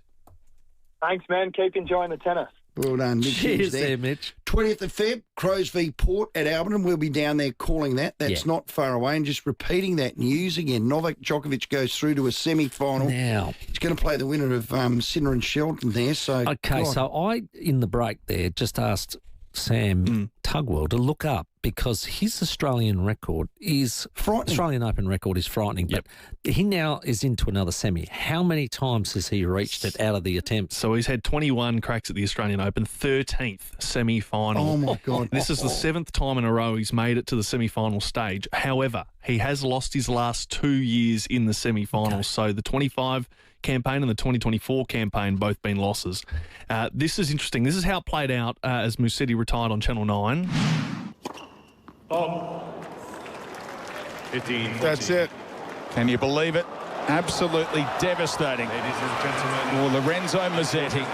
Due to injury. 2 sets to love up on Novak Djokovic, but he has to retire due to injury. And Djokovic is in the semi-finals of the Australian Open again. Not the way he wanted to get there. So he'll play the winner of Yannick Sinner tonight or Ben Shelton, but this is the interesting part. He didn't win a set through that game against Musetti. Right. He was zip 2 down, and he didn't need to win a set in the 4th round either because it was a walkover. So he's come all the way without winning a set to the semi-final since the 3rd round. That's got to be something bizarre too. Mental. Don't know that that's ever happened. Yeah. Wow. I mean, he just keeps doing first. No doubt about that. And for the men's fixture, if Yannick Sinner wins tonight over Ben Shelton, the top 4 seeds are in the semi-finals on Friday night. Well, I think that's how it will play out. Yeah. So it'll be top 4 shootout. Probably see that being any different, but you never know. You never know. Let's see how it all plays out. 22 minutes after 5. Here's traffic. Still got horrendous delays at Rowey due to that police incident south the bottom of the freeway. Massive delays outbound all the way back onto Glen Osmond Road. Leave 10 minutes early if you can. Elizabeth, the crash, Phillip Highway near Playfoot Boulevard and really busy South Road through Myland and Torrensville. Camera, Hangerton Road, Wingfield. You already know that it's better to be an RAA member and now the rewards are bigger than ever. Members enjoy 10 cents off per litre at Caltex. Check the RAA website to find your closest station. Adelaide's most accurate traffic on 5AA. The 5AA Sports Show, Rowey and Timmy G. 5AA is celebrating local businesses across Adelaide, like Kirkbride Seafood. They're passionate about providing you the freshest, best quality seafood in SA. They process their own fish on site. Kirkbride Seafood, Doothie Street, Unley. 5AA, supporting local, celebrating SA. I'm high! The Excelsior Hotel has always felt like home. And for seniors, it's always been great value with 20% discount on selected bistro meals. Yep, 20% off. Feeding the whole family? Bring them all Saturday or Sunday for live acoustic music from 5 p.m. And kids eat free. Some conditions apply. The Excelsior Hotel feels like home, but better. You just know it's a Barreau Hotel. Hi, Brett Ebert here for Mawson Lakes Mazda. There's a lot to like about Mawson Lakes Mazda. They'll take care of you with next day servicing, complimentary loan car, vacuum and wash. And your breakfast or lunch is on them. Your car gets the love too with their state-of-the-art service centre, brimming with top-trained mechanics. At Mawson Lakes Mazda, they'll look after your car and look after you. Mawson Lakes Mazda, just a short drive from the city. Now, you may remember when you used to be able to pick up the phone and speak to someone to get the important things done like insurance or get that organised on the spot. Well, with RAA, it's worth your doll. Well, it is, and I love this about RAA. A local expert will do the work for you, making sure you get insurance that you can have confidence in. And with a call centre just down the road, so we're not talking overseas, push 1 for this, push 3, you wait, you can't understand a word they said. Consistently low wait times, it all takes a quick buzz. It's all it takes. It's all it takes. So here's the number. 8202 4567. That's easy, isn't it? 202 4567 for an RAA insurance quote today from an expert. Done this recently myself, and all my cars are through them. Yeah, you get discounts with the more business you give and the like. And if you're a Crows member or a Port member, you get another discount as well. So just mention that. Stop it. All issued by RAA on behalf of Allianz South Australia Insurance Limited. T's and C's, limits and exclusions apply. Consider the PDS available with the TMD at raa.com.au.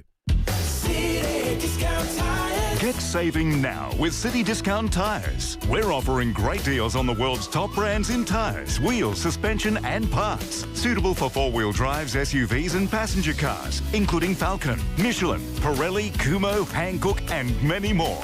Finance options available. Search citydiscounttyres.com.au and locate your nearest dealer today. City Discount Tyres. We're driven by value. Are you on the hunt for Adelaide's freshest eggs, collected from a family farm every morning? Do you seek the finest produce, along with the widest selection of Dutch products in Adelaide? Your search ends here, at the Fresh Egg Shop in Clemzig. Discover a bounty of free-range chicken, duck and quail eggs, alongside an array of other hearty local offerings, such as boiler chickens, KI honey, almonds, homemade jam and biscuits. The Fresh Egg Shop, located at OG Road, Clemzig. Just look for the giant egg. Okay, first day back in the office and there's already goss. Oof. KFC have just dropped the hot and crispy wrap for only $3.95. Juicy. Oh yeah, and Steph and Darren got caught in the kitchen. KFC, FLG, not everywhere, not forever, pick up only. The 5AA Sports Show with Rowey and Timmy G. I don't know what to say except that, I feel really sorry for him, and he was a far better player. I was on my way home tonight. Don't know what to say. I mean, this kind of things happen in sport, and it happened to me a few times, but being in quarters of a Grand Slam, 2 sets to love up and being in full control, really wish him a speedy recovery, and he should have been a winner today, no doubt. Fair sportsmanship there from Novak Djokovic. But He's through. Yeah. So what do you mentioned before off air about him not winning a set in the last 2 games? So he didn't win a set in this game, which was 2-0 down, 2-love down, I should say. And then the 4th round game was a walkover. He didn't have to play at all. So he hasn't won a set since the 3rd round, and he's into the semis. Phenomenal, isn't it? Yeah. It's quite unusual, but I thought he handled himself with grace there. But yeah, it was sad for. I feel for him. Yeah, Manetti. He's a young lad. He's got plenty of tennis ahead of him. He's got some great class. Read that text out about Hingy. Well, it came through just after the interview, Rowey, and just said, Mitch was a little disappointing last season, Stephen. 2024 was much better. Love Mitch, but has got to get over some opposition to get into the 26, I reckon, in the ones. Well, I beg to differ a tad. Here are the stats. He played 24 games in 2025. In 2024, the year that he said he had a better season was 22. Neither of those years he was in the top 10. He was better this year as far as BNF votes go. But I'm voting it on more his best games, and his better games were of a higher quality this year than 24. Okay, now, he might have had a few more games that man is suggesting. He's resilient. He's played every game. Well, he's done well, but his high level now is super. Now he's got to consistently keep that high level. I think maybe that's what that man's alluding to. Disposals-wise, last year averaged 15, 2024 averaged 22. So there's a bit of a difference in terms of ball getting. Massive difference. But the rest of it, I suppose, all factors in. Gets his leg right, that elite leg. He can't quite spot up that 25 in an elite level, but runs in straight lines. He definitely had a better season last year than 24, in my humble opinion. Taking your calls, got Jack on the line. G'day, Jack. Jack. G'day, Adelaide Hills finest. How are we? G'day, Jack from Nan. I reckon Djokovic might be doing a bit of a Stephen Bradbury there. What do you reckon? Hey, for all the Bradbury fans, next week the Winter Olympics start. We've got an interview next week. Stephen Bradbury. Stephen Bradbury meets 5AA Sports Show. Well, the reason being that all the other guests we asked fell over. That's very good. Boom, tish. There you go, Jack. See you later. Thanks, Jack. Rowey's here till Tuesday. Try the meal. Oh, love it. What day is it today? Wednesday. It is Love Wednesday. Wednesdays. Oh, don't you? Don't like Tuesdays. Well, you know what's good about Wednesdays on the sports show? Where are they now? That's coming up next. Rowey and Timmy G, the 5AA Sports Show.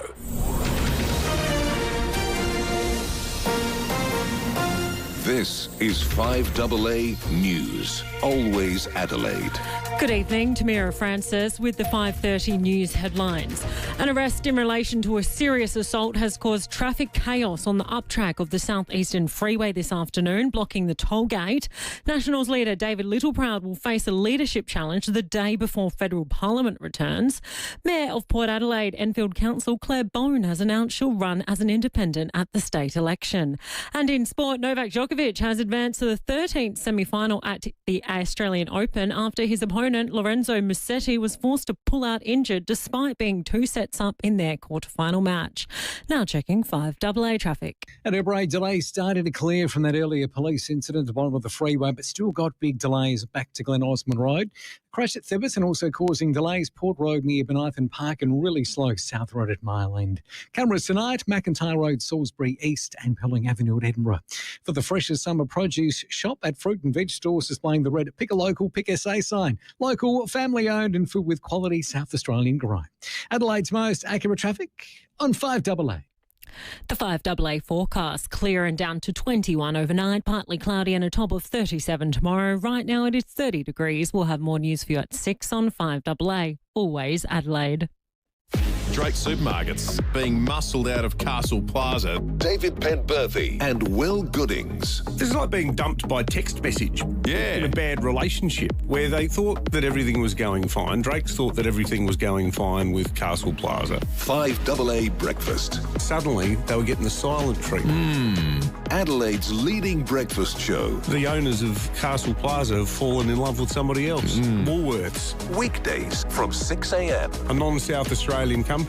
On 5AA. Always Adelaide. South Australia's future workforce is on show at the World Skills Australia Regional Competitions Open House at Pier, hosted by Hazy. Watch apprentices compete in live timed skills challenges, explore industry suppliers, and meet trainers, employers, and industry representatives. Plus, attend the medal presentations recognising regional trade excellence and tour Pier's training facilities to learn about real vocational career pathways. It's a free event, Friday, February 6th from 12 at Pier Albert Park. Register at eventbrite.com.au. You can rent a little, you can rent a lot. Business too small to be noticed by those global car rental companies? Well, you can rely on Red Spot to look after you. We love renting to small businesses because we used to be one. We're the only Aussie family-owned car rental company in airport terminals and cities across Australia. And right now, Red Spot is giving you spot-on savings of 15% off every vehicle at every location. Book direct and save at redspot.com.au/radio. T's and C's apply. Red Spot.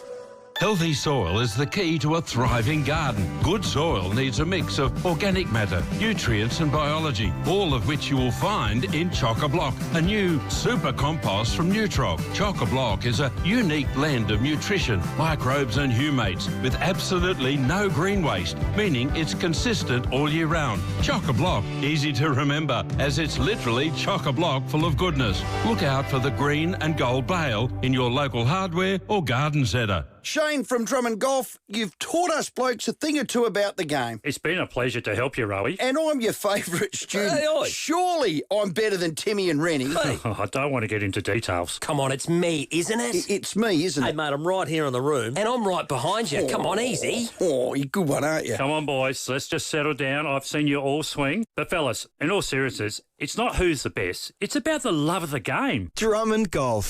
For the love of golf.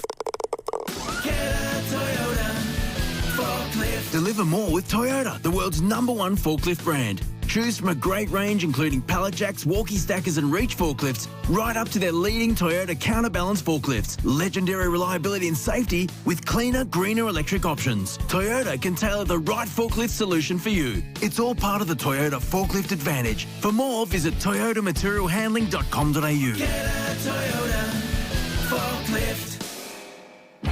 Rowey and Timmy G, the 5AA Sports Show. 25 minutes to 6. We're going to talk professional darts very soon. South Australia has got a new darts star heading to the UK in the Pro Darts Corporation Tour. We're going to speak to Adam Leake in the studio after 6, so tune into the live stream. We're on Facebook and YouTube on the 5AA socials. But right now, get a Walco blankie for your pool this summer. Save water, evaporation and money at walco.com.au. It's time for this. The 5AA Sports Show's Where Are They Now? Past legends, past glories.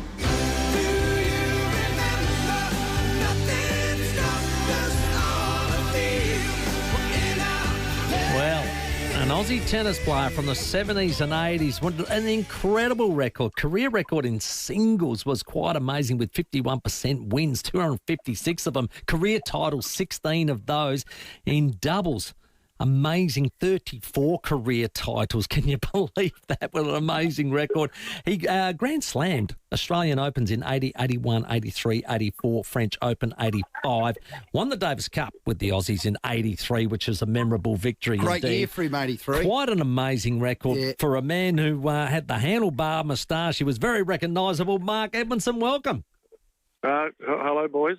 That's quite amazing. When you read the numbers out, you go, wow, you played for a long time and you were very successful at it.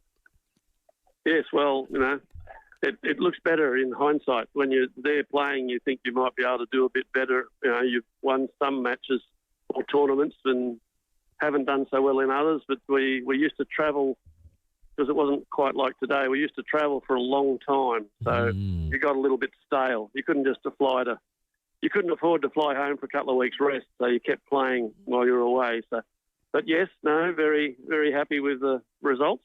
Did you grow up in the Central Coast area? Yes, Gosford. No, born and bred. Stayed in Gosford. Officially was still in Gosford till 79. Wow, unreal. So what was it like childhood growing up?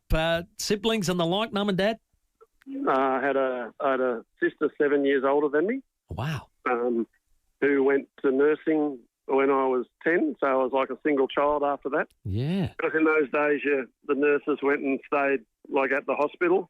Yeah, they boarded. It was sort of like a boarding house. And she did all that. So then I was there, and Mum and Dad played local tennis, and so did my sister before she left.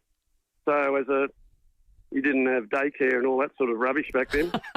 you sort of rolling around in the dirt while your parents are playing, and then when I got a little bigger, they'd stop for afternoon tea, and I'd be pestering Dad to give me a hit. Fantastic. And he was not very good. He was the B grade. If you're better than my dad, you're allowed to go to A reserve. He was like the standard of B grade. Oh, that's cruel. Well, he only took up the game after the war because my mother played. Of course. So, you've got to start somewhere, don't you? And that's where your career starts. Is that where the passion came for the game? Probably. I loved all sports. I was a swimmer at that age as well. But I hated the training, swimming up and down the pool. I loved the competition. The gun goes and you dive in. The adrenaline hit was fantastic, even though you didn't know what an adrenaline hit was when you're 7 or 8. So that was all good. But the heroes of the nation then were, Laver, Emerson, Solly, Hode, Rosewood, Newcombe, all those guys that while you're young, they're all playing Davis Cup and winning major titles. And being a tennis person, I loved all sports. I was a fairly good all-round athlete, and one of the best things my tennis coach said to me was, you've got to give up swimming or tennis. And I said, why? He said, because you develop the wrong muscles, An overarm swim isn't the same as throwing a ball or serving a ball with a racket. It's a different action. And your muscles get mangled. So you can sort of be okay at all of them or might be good at one of them. So I was lucky I picked the tennis one. Well, lucky it probably picked you as you picked it. Were you a natural, Mark? At what? At tennis, were you a natural? Did you have to work hard? Did you have natural talent? I think probably I had natural talent, but you don't know what that is when you're a kid. No. Charlie Hollis, who taught Laver, and Mel Anderson and Wally Masua, who the younger people will know on the telly, he came to Gosford when I was 10 and stayed there till I was 16. And I know other he used to say, well, you know, this is what I want you to do now, and you'd go and do it for half an hour or whatever it was.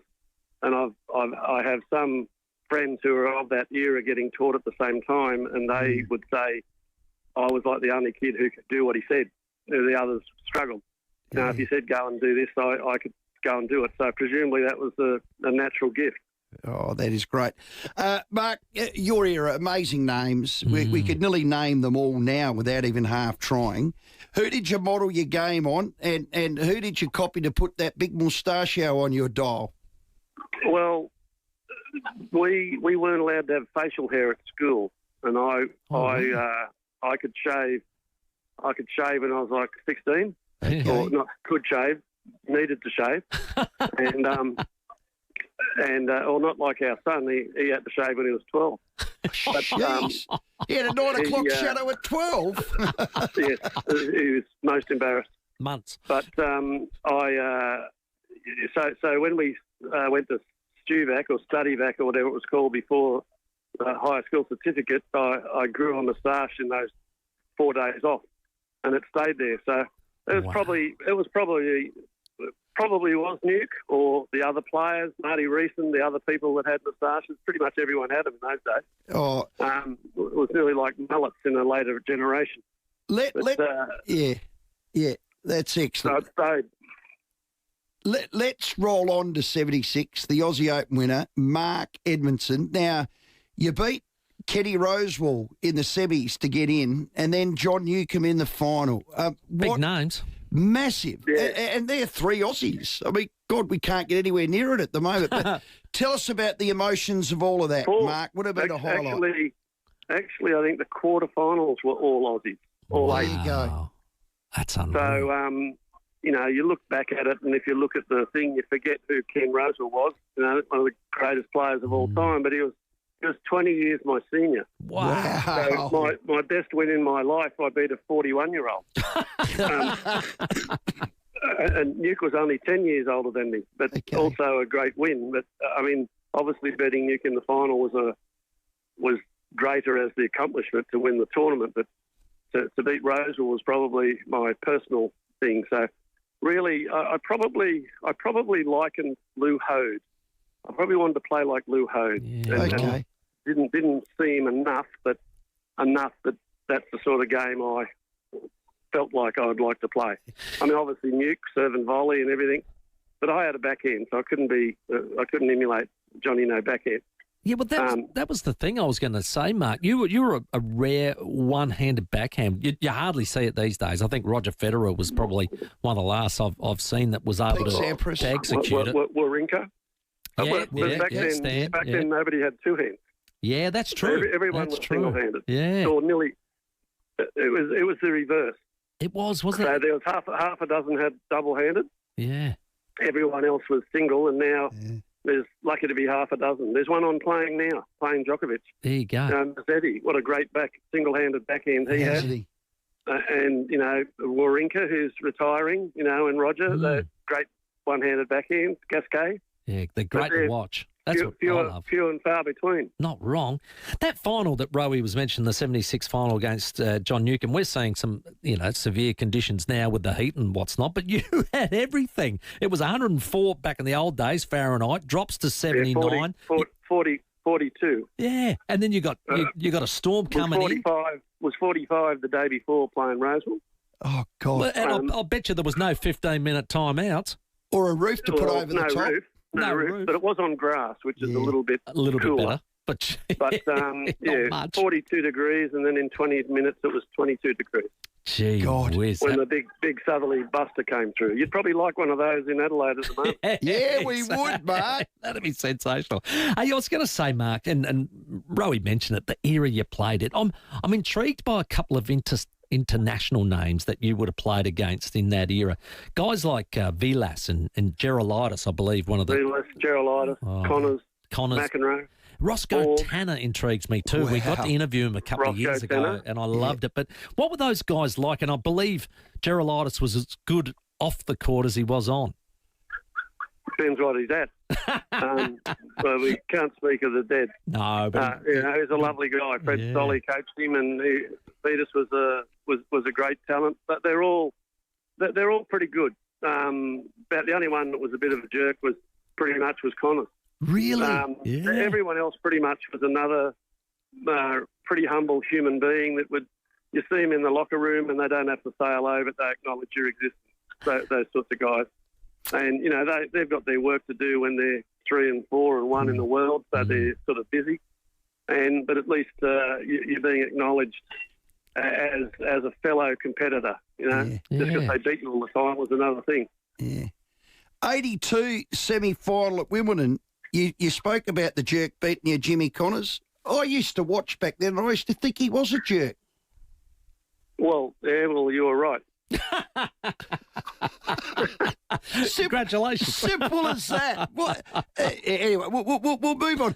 Back in 1976, you were ranked 212 going into that year. You ended up at a high of 15. It's still the record for the lowest ranking or highest to ever win a Grand Slam. God, that must have been a great year for you, Mark. Well, yes, the points had only started, the ATP points, a couple of years before, Correct. so they were a bit like hen's teeth. Yeah. So we didn't have playing smaller tournaments. They weren't point-making tournaments. You had to be in the bigger tournaments. Yes. And we weren't. I hadn't sort of risen to the level of those tournaments to be able to get more points. So I'd qualified for the Australian Open the year before, and I beat the number 1 Japanese player, and then lost to John Alexander, which gave me like 5 points. God. And then I qualified at Wimbledon and won a round, beating Peter McNamara, who had a wild card because he won a British tournament. That gave me another 5 points, I think. And then I qualified in the Sydney Indoors and lost the first round, which gave me 11 points. So that gave me a 212 ranking.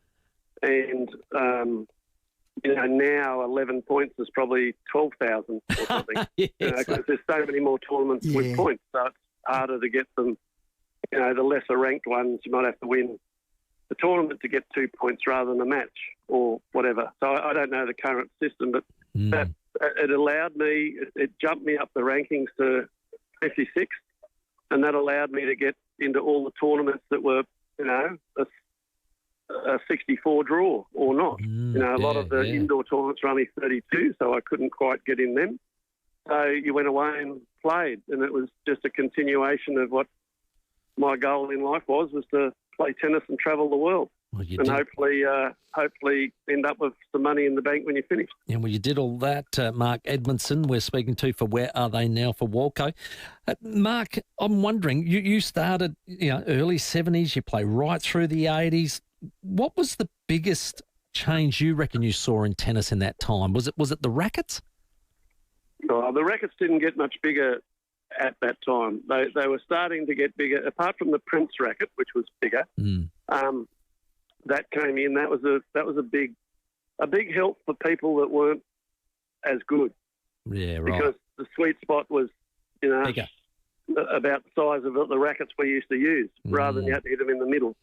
But the biggest change, apart from not using wood and using other things as they all have now, and most of the rackets aren't as big as they first tried to get to, is the phenomenal ability of what the strings do now to the ball. Right. So they can spin. Basically, the harder you hit it, the less it goes out, which was contrary to how we played. Yeah. So to hit it hard, you had to be absolutely precise and perfect.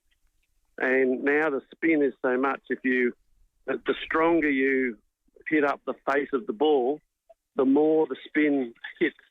And you'll see them even last night. All of the players now, they hit it so hard and it literally doesn't go out because the spin, the strings put that spin on. So that's the biggest part.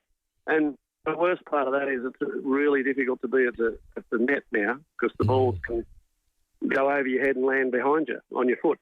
Oh, God. They spin so much. So it's much more difficult to just serve and volley or be at the net without the person struggling to return the ball. If they get a good swing at it, you're in a bit of trouble at the net. 34 double titles, 5 Grand Slams, 4 doubles titles in the Aussie Open. Then your last one was the French Open, Davis Cup 83. You just loved doubles in the end, Mark. Your career with your partners was just exceptional. You clearly enjoyed it. Oh, yes. Well, most people in Australia play more doubles than singles as you're growing up. You're playing Saturday afternoon comp and everything. And as a sort of a sports person at school, you like team events because you're all playing together. And doubles is basically, it's a small team, but at least you're a team. So that was it. And I actually had quite a bad back. As my career went on, the back got worse and worse. But I could get away with it in doubles more because I didn't have to serve as hard, and you only served every 4 games instead of every 2 games.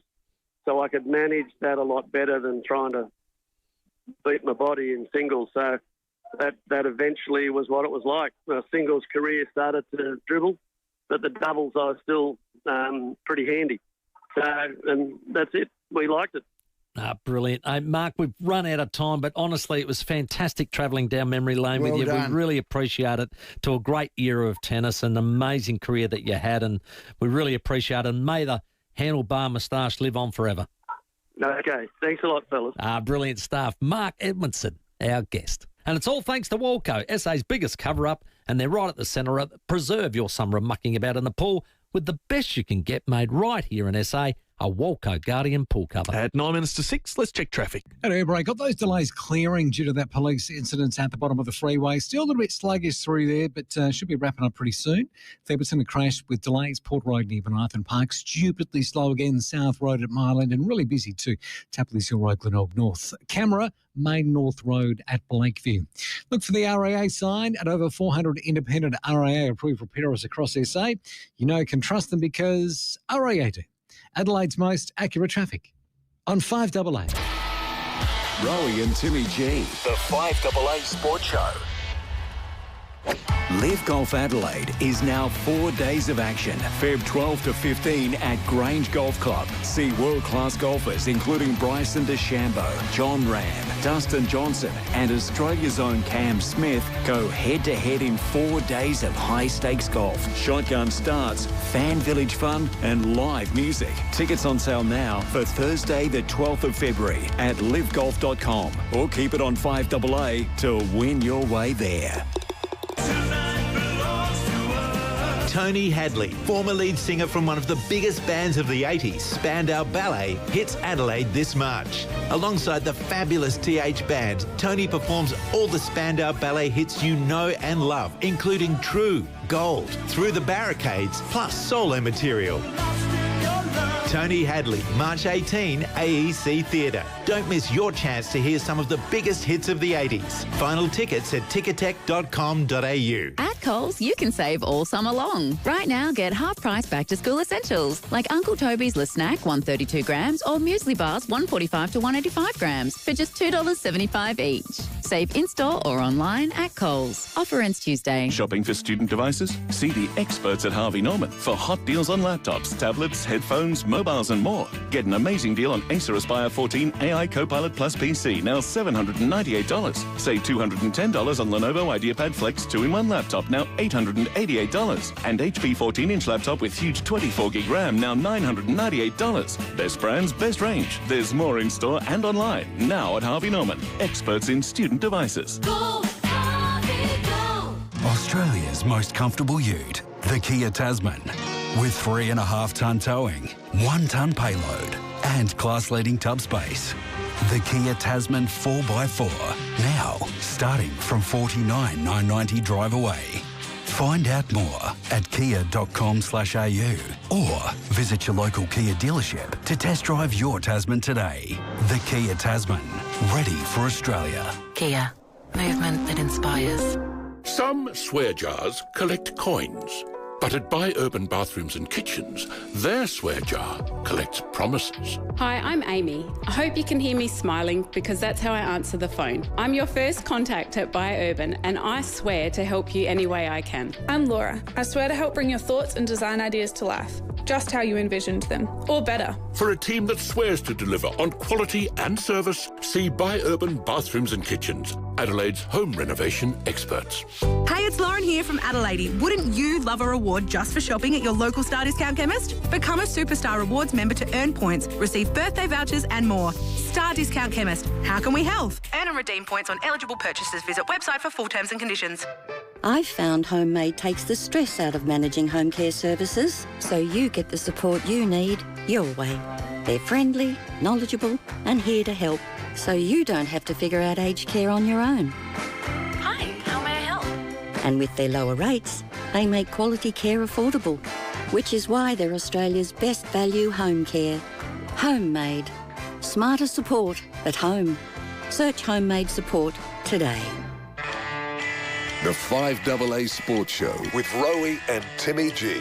5 minutes to 6, rather. We're going to talk darts very shortly with Adam Leake, a South Australian who's coming in studio and about to head to the UK. He is a pro in the Professional Darts Corporation Tour, so exciting to speak to him in just a moment, so jump on the live stream. And we have a double pass as well to get you along to Adelaide United this Friday night when they take on Macarthur FC at Cooper Stadium. We'd love you to get there. 8223 0055. Just to let you know too, for those that don't know, because of the heat, they've actually cancelled the A-League women game that was going to be the curtain raiser of the Reds, and now they've pushed the men's back half an hour, so it'll be a 7:35 p.m. start. Very well done. And right across the road from where Cooper Stadium, the home of the Reds, is, guess who's just opened up their new building? Who? ASIC Couriers. Oh, yeah, how's they that? have to. They have. It's brand new, Well spanking done. new.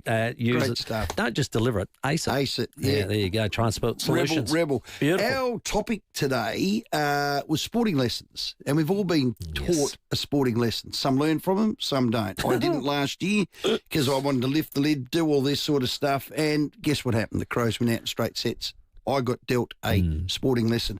What about yours, James? Yeah, g'day, boys. My sporting lessons related to injury prevention. A number of years ago, a few of us at the back of the cricket having a few beers, we saw a poster for the Australian Masters game. So we thought, well, let's get involved, let's make a team. What are we going to play? So we thought about something that suited everybody's fitness level. So we thought, oh, darts. Darts is the obvious one. So we enrolled in the Masters tournament, but before we went, we thought, well, we're going to have to learn how to play the game properly. So we enrolled in the Adelaide Central Darts Association. Very first game, we go along, we're all enthusiastic, we're all keen, and, you know, you play your game, you take your turn chalking, you know, doing the scoring, just like, you know, cricket where you do your own umpire. Yeah, darts, so I'm Donny. chalking away there. The guy's thrown the first dart, and he's landed into the 20 spot. I can see that from where I'm standing. The second dart is a bit obscured. So as he's about to throw the third dart, I bobbed my head in to see what the dart was and what the score was. The third dart was on the way through, whistled past my ear, parted my hair, and landed duly in the board. And clearly my darting lesson was, if you move when you're the chalker, you're going to get a dart in the back of the head. Yeah, that's a good lesson. Well, certainly one of them. You've got to be careful. You've got to be careful. We're talking about darts. We've got Adam Leake up next. Yes, we have indeed. A young South Aussie. Great story. He's a pro now. First ever to qualify for the PDC Tour in the UK. So looking forward to that chat. That's coming up 6 after the news. The 5AA Sports Show, Rowey and Timmy G. You can rent a little, you can rent a lot. Business too small to be noticed by those global car rental companies? Well, you can rely on Red Spot to look after you. We love renting to small businesses because we used to be one. We're the only Aussie family-owned car rental company in airport terminals and cities across Australia. And right now, Red Spot is giving you spot-on savings of 15% off every vehicle at every location. Book direct and save at redspot.com.au/radio. T's and C's apply. Red Spot. Mitsubishi Motors introduced Australia's first 10-year warranty with 10 years capped price servicing. And now we've added 10 years roadside assistance. That's a lot of 10s. That's confidence, reliability and peace of mind, all covered for a decade. Mitsubishi 10-10-10. You can count on it. Exclusions and conditions, including Mitsubishi servicing, apply.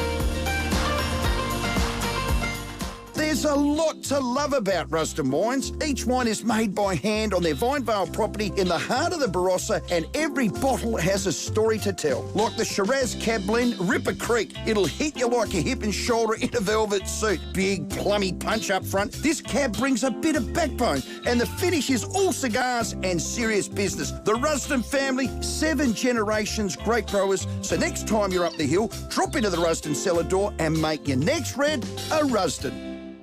It all started in the back shed. Maybe it started early or late. Either way, the Olympic Industry sale means there's no need to wait. With big savings on our entire range of SA-engineered sheds, garages, carports and verandas, you can afford to start something big, tough or tasty in your own backyard.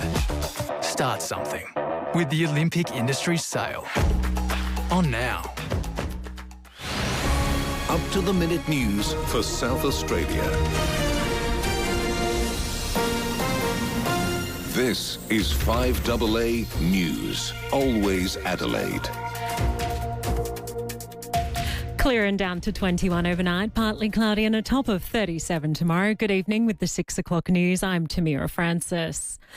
A suspect accused of stabbing a man at Netley and following him to hospital trying to break into his ambulance has been arrested. The 27-year-old man from Victoria was armed with a knife, threatening a 32-year-old victim and paramedics. He then fled the scene but was tracked to the southeastern freeway at Mount Osmond, where he was arrested. The uptrack of the freeway at the tollgate was blocked off, causing traffic chaos, but is now easing. Police say both men are from Victoria and are known to each other and aren't cooperating with authorities at this point in time. Earlier, 4 teenagers were arrested after a high-speed chase in a stolen ute through the Adelaide Hills and Fleurieu Peninsula. A 14-year-old girl and 3 16-year-old boys have been arrested after the pursuit came to a crashing end at Hindmarsh Valley.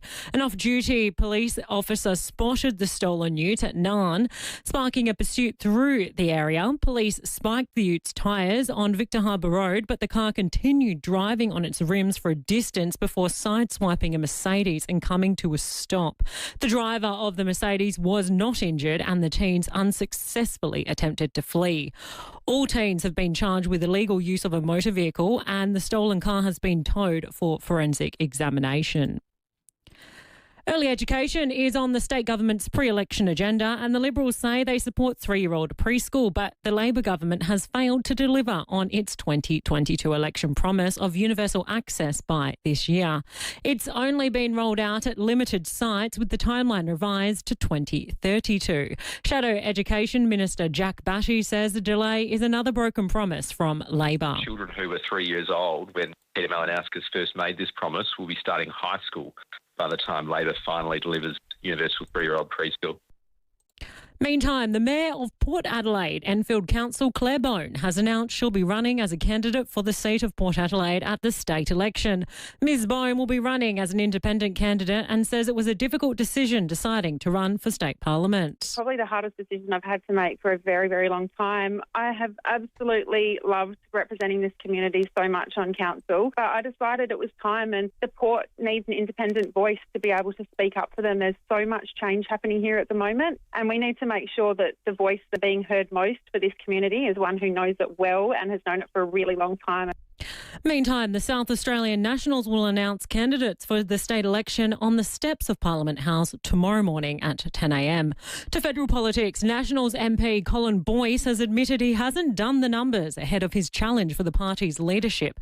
This comes as Nationals leader David Littleproud will face a spill motion on Monday after Mr Boyce declared the party needs the Liberals.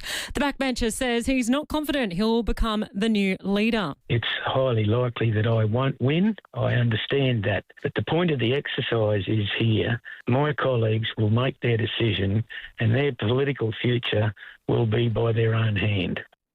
A spike in inflation has fueled fears of an interest rate rise ahead of the Reserve Bank's first meeting of the year. Consumer prices rose 3.8% in the year to December, following last week's better-than-expected jobs data. Some experts are convinced the RBA will hand down the first rate hike in more than 2 years on Tuesday. But KPMG Chief Economist Brendan Ryan believes there's plenty of reason for the board to keep the rates on hold.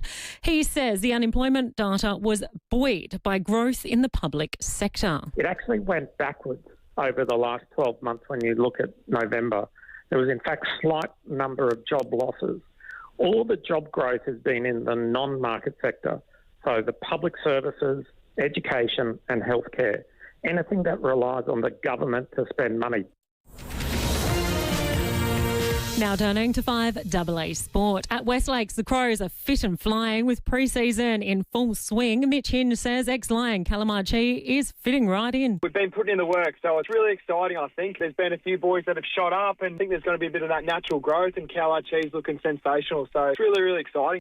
Meantime, the reigning premiers have jetted off north to the Sunshine Coast for a 3-day pre-season camp ahead. Injured Lion Eric Hipworth says it's a chance to get out of the spotlight. I think it's just a good opportunity to get away from your natural environment, bond your group together. I think it's a little bit more relaxed on the Sunshine Coast. Not as many people know much about AFL.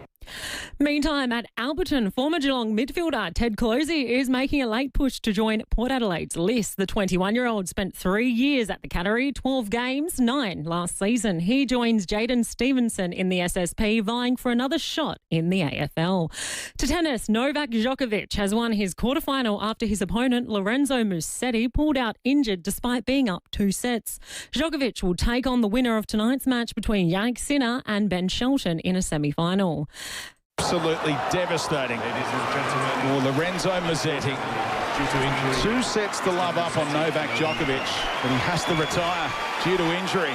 And Djokovic is in the semi-finals of the Australian Open again, not the way he wanted to get there. That audio courtesy of Channel 9. And the Adelaide 36ers play the Brisbane Bullets tonight on the Gold Coast. Brisbane have lost their last 8 games and the 36ers 3 of their last 4. Adelaide need to win tonight if they want to keep their top of the table spot on the NBL ladder.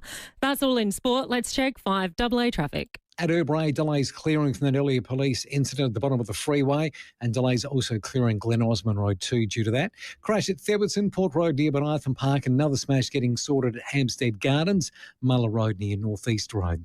Camera, Purling Avenue, Edinburgh. Quitting smoking can be hard, but every time you choose not to smoke, you improve your health. Search Give Up for Good or download the new My Quit Buddy app to quit. Brought to you by the Australian Government, Canberra. Adelaide's most accurate traffic on 5AA. Now the 5AA forecast. Get the Toyota Forklift Advantage. Visit toyotamaterialhandling.com.au. Clear and down to 21 overnight, partly cloudy tomorrow, 37 the top. Friday, mostly sunny, heating up to 42 degrees. Saturday, partly cloudy and 32 degrees. And Sunday, partly cloudy and a nice reprieve at 25 degrees. Right now, it's 29 degrees on 5AA. Now let's see what's happening on 9 News Tonight. Thank you, I'm Brenton Raglis. Tonight, Star Group police smashed into a stolen Porsche on the freeway after a man allegedly stormed an ambulance with a knife at a major hospital. And homeowners are bracing for a possible rate rise next week after a shock spike in inflation. Don't worry, you haven't missed the news. Start over on 9 now as soon as you're home. Hi, I'm Bronte Manuel from Toop and Toop. A new year brings new beginnings, and Adelaide's property market is already alive with opportunity. Dream homes are being listed, offers are being made, and those ready to act are already a step ahead. At Toop and Toop, we don't just open doors. We help you move towards what's next. So if 2026 is your year for change, we're here to help you take the next step with confidence. We've proudly been South Australia's trusted advisors in real estate since 1985. Visit toop.com.au today. Hey, it's DJ Vasiljevic here, captain of the Adelaide 36ers. I know the importance of a home court advantage, and when it comes to building, South Australia is the home court for Sterling Homes. For over 50 years, they've been building quality homes here. So, whether it's your first home or your next big move, if you're looking to build, look no further than Sterling Homes and get the home court advantage today. G'day, Flipper. What's up? The little one doing freestyle through the breakers? Yeah, that's my kid. What do you mean he's making you look bad? Sorry, mate. He's a state swim kid. For over 50 years, State Swim has built stronger, safer swimmers through trusted teachers and proven programs. Become a State Swim kid. Visit stateswim.com.au. The news and issues that matter to South Australia. Always Adelaide. This is 5AA. The 5AA Sports Show with Rowey and Timmy G. It's 10 minutes after 6. A good opportunity right now to jump on our 5AA Facebook and YouTube live stream because we have a special guest in the studio and he's going to be a very popular character come this next season. So 36 points left, double 18. He looks nervy, looks jittery. But boy, what a finish that is. What an introduction to the Motor Super Series for Adam Leake. He smiled his way to victory, and that's a very disappointed Jim Meyer. But he demonstrated all his skills and abilities. He knows where the camera is as well. Many congratulations on your first win there, Adam.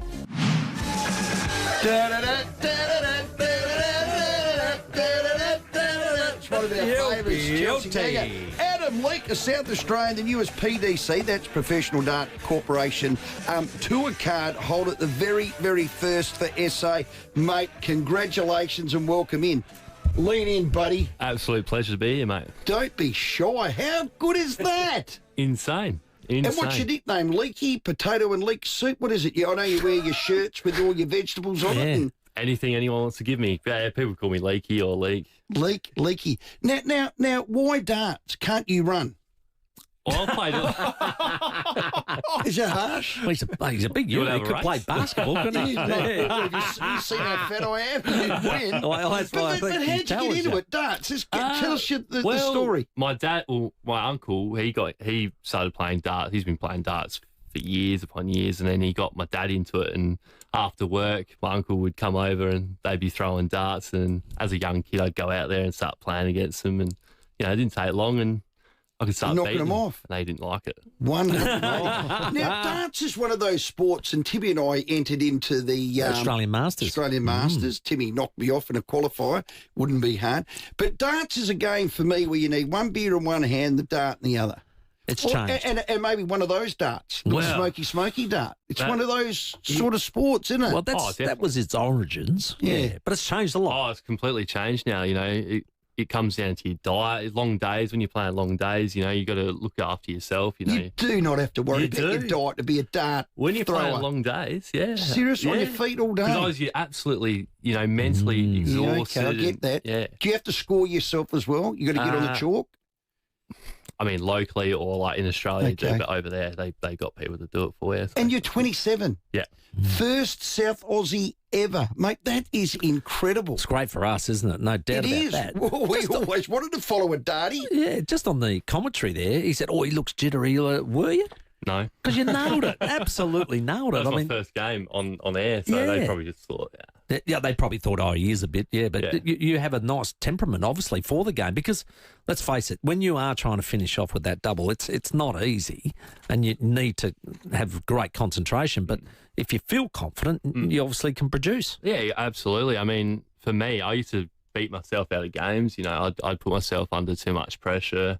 And I just had to, it was kind of like learning how to lose and then mentally, enjoying the game and just not putting too much pressure and just having fun with it. I think that's been the biggest change for me. When you started to get serious about the game, who did you start to watch and go, well, I like his technique or I like that particular player? I just watched darts in general. I didn't really worry about anyone else. I just played my own game and I don't know, I didn't really look up to What anyone. about the great Van Gerwen? Gee, what a player. Oh, insane. Who's the other, the wizard sleeve? What's that bloke? The wizard, yeah. He goes all right. Who did we have on the show, Sam? The Aussie... Whitlock, that's him, the wizard. That's him, we did the have wizard. didn't we? We've had the Whitlock Tom on. Whitlock. Yep. Yeah, and we asked him about... Because he was here doing a show, wasn't he? And we asked him about the show and he said, I don't know much about it. To be fair, it was 8 a.m. in the UK. I reckon he'd had a session. He was a bit, Watsky. Now, you've just come back from England. Yeah. What was it like? Give us the experience. And I believe when you went over there, you didn't have nowhere to live. No, it was... Well, I had accommodation for the tournament I was playing, so they organised all that for me. But to get back over there, I have to work that out. But, yeah, I mean, I'm not used to it getting dark at 4 p.m. every day. It's been a bit of a switch up. And it was cold? Absolutely freezing. Freezing, isn't it? -6 one of those days. It was I was talking to him, you've got to dress for it because Australians just don't dress for it. That's our biggest problem. And 42 tomorrow and it's mate of mine -5. He was doing the old working in the pubs and having a working holiday, and he got frostbite on the top of his ears. So he said he reckons he was pretty close to exactly that. So when you go back, you're going to have to be prepared for that. So is there a darts season as such? Oh, it's all year. It's all year. Yeah. So the first one, well, there's actually one coming up this week, but I'll have to miss it because of visa and all that sort of stuff. But the first one, well, the one I plan to play will be on February the 9th, which is the first pro tour. Okay. So, Where will that be? in Hildesheim, Germany. Wow. Oh, wow. So you have to fund yourself. You got to, because you're a pro, you got to win enough money at the darts to. So we just saw Dibbenor bow out in the quarterfinals. You got $750,000. So if you make the quarterfinals, what would you get as a pro darty? Well, in a pro tour, it'd be different. I think it'd be like £6,500. That's not. That's not nothing. You're going to double that, the euro. Yeah. That's all right. Yeah. But again, travel, accommodation, the like. You got any sponsors? Yeah, I've got a few coming up. Some that are still in the works, but give them a plug, and we'll plug the gizzards out. Yeah. Mention the ones that are in the works. Well, you could become like the Ace at Leak man. You know, we get the sponsor on top of the exactly name. Right. Maybe we could do something get some like leek that. farms. Yeah, like it. Bloody good soup, that leek and potato, isn't it? Absolutely, goes all right, doesn't it? Come on, mention one of them. We'll plug them up. J2 Airspace. Okay. So they're looking after me. They're going to do a nice bit with me. So. And what do they do? JT Airspace. J2. J2. So they sell parts and that, and for to airlines and stuff. So that's good. Okay. What else? Apparel. What about apparel? You got to wear some sort of apparel, don't you? That's in the works at the moment as well. Faro Points. So I've just recently signed with them, and they sell darts, like personalised points and that sort of stuff. So what sort of feather do you have on yours? What sort of a dart? How heavy? But also, is there a limit on weight? Well, you can go as heavy as you want or as light as you want. I think there is a limit. I'm not sure exactly, but no one goes. What to do that you extreme. 26 grams. Okay, you happy with that? Yeah. And what's the secrets, you reckon, to playing good darts? What are the secrets? Enjoying it. I think just don't put too much pressure on yourself. Just play freely and just play the game, enjoy it. I think people get too down on themselves and mentally beat themselves. So I think that's the key. So what is the tournament? Is it 501? Yep. So you play, I think, so when I go over there for the first pro tour, it'll be, so you play 501 and it'll be like best of 11. So first to 6. Okay. So 180, the next one, 180. What do you got to shoot next? 141. Wow.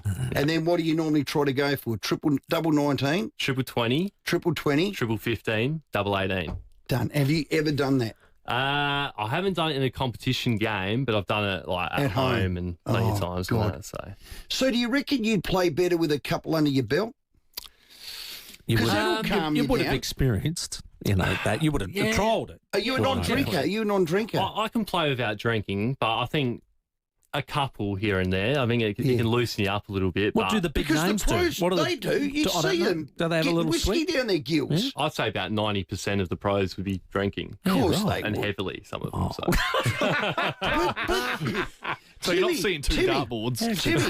Timmy, I've missed my calling. Oh, you have. There's no doubt about that. You could have been called and sponsored by Aperol Spritz. Well, I probably would have given them a bit of a miss. I would have gone after a whiskey or something to make me look a little bit more... refined. You know what I mean? Oh, so, living the lie. Yeah, Now, our sporting topic today was... sporting lessons learned. Right. So on the back of Alex Diminor got absolutely smoked by Carlo Alcaraz, was never in it, just got an absolute sporting lesson. I've had a number in my career, so has Timmy. What's a good sporting lesson early as a 27-year-old pro dart player that you've been taught? That's a good question. I think it's just myself, like teaching my own sort of lesson. I think it was just like I said, learning to lose, and then to be able to just relax and play my own game. So, if anything, I think it would be that. That's an interesting psyche, that learning to lose. Explain that. Well, mentally, I mean, you're constantly thinking when you're playing. I think you can easily just, overthink it, and you're constantly thinking. So it's just trying to relax and just play. I heard something similar. Min Woo Lee, golfer, and just said, you've got to remember in golf, you hardly ever win. Yeah. So you've got to actually train yourself to accept the loss as such, but what is it that you wanted to improve on? What do you want to get better at? And just keep working on the little nuances of the game. So when that moment comes again, I might be able to take it. Yeah. And because I would imagine, you don't win every dart tournament, do you? Well, there's so many people. I mean, like when I'm going to be playing on the pro circuit, there's 128 players there, and they're all very capable of winning. So, And do you get on? Do you socialise with them, or are you a competitor? You get there, you're the new boy. Is there any sledging?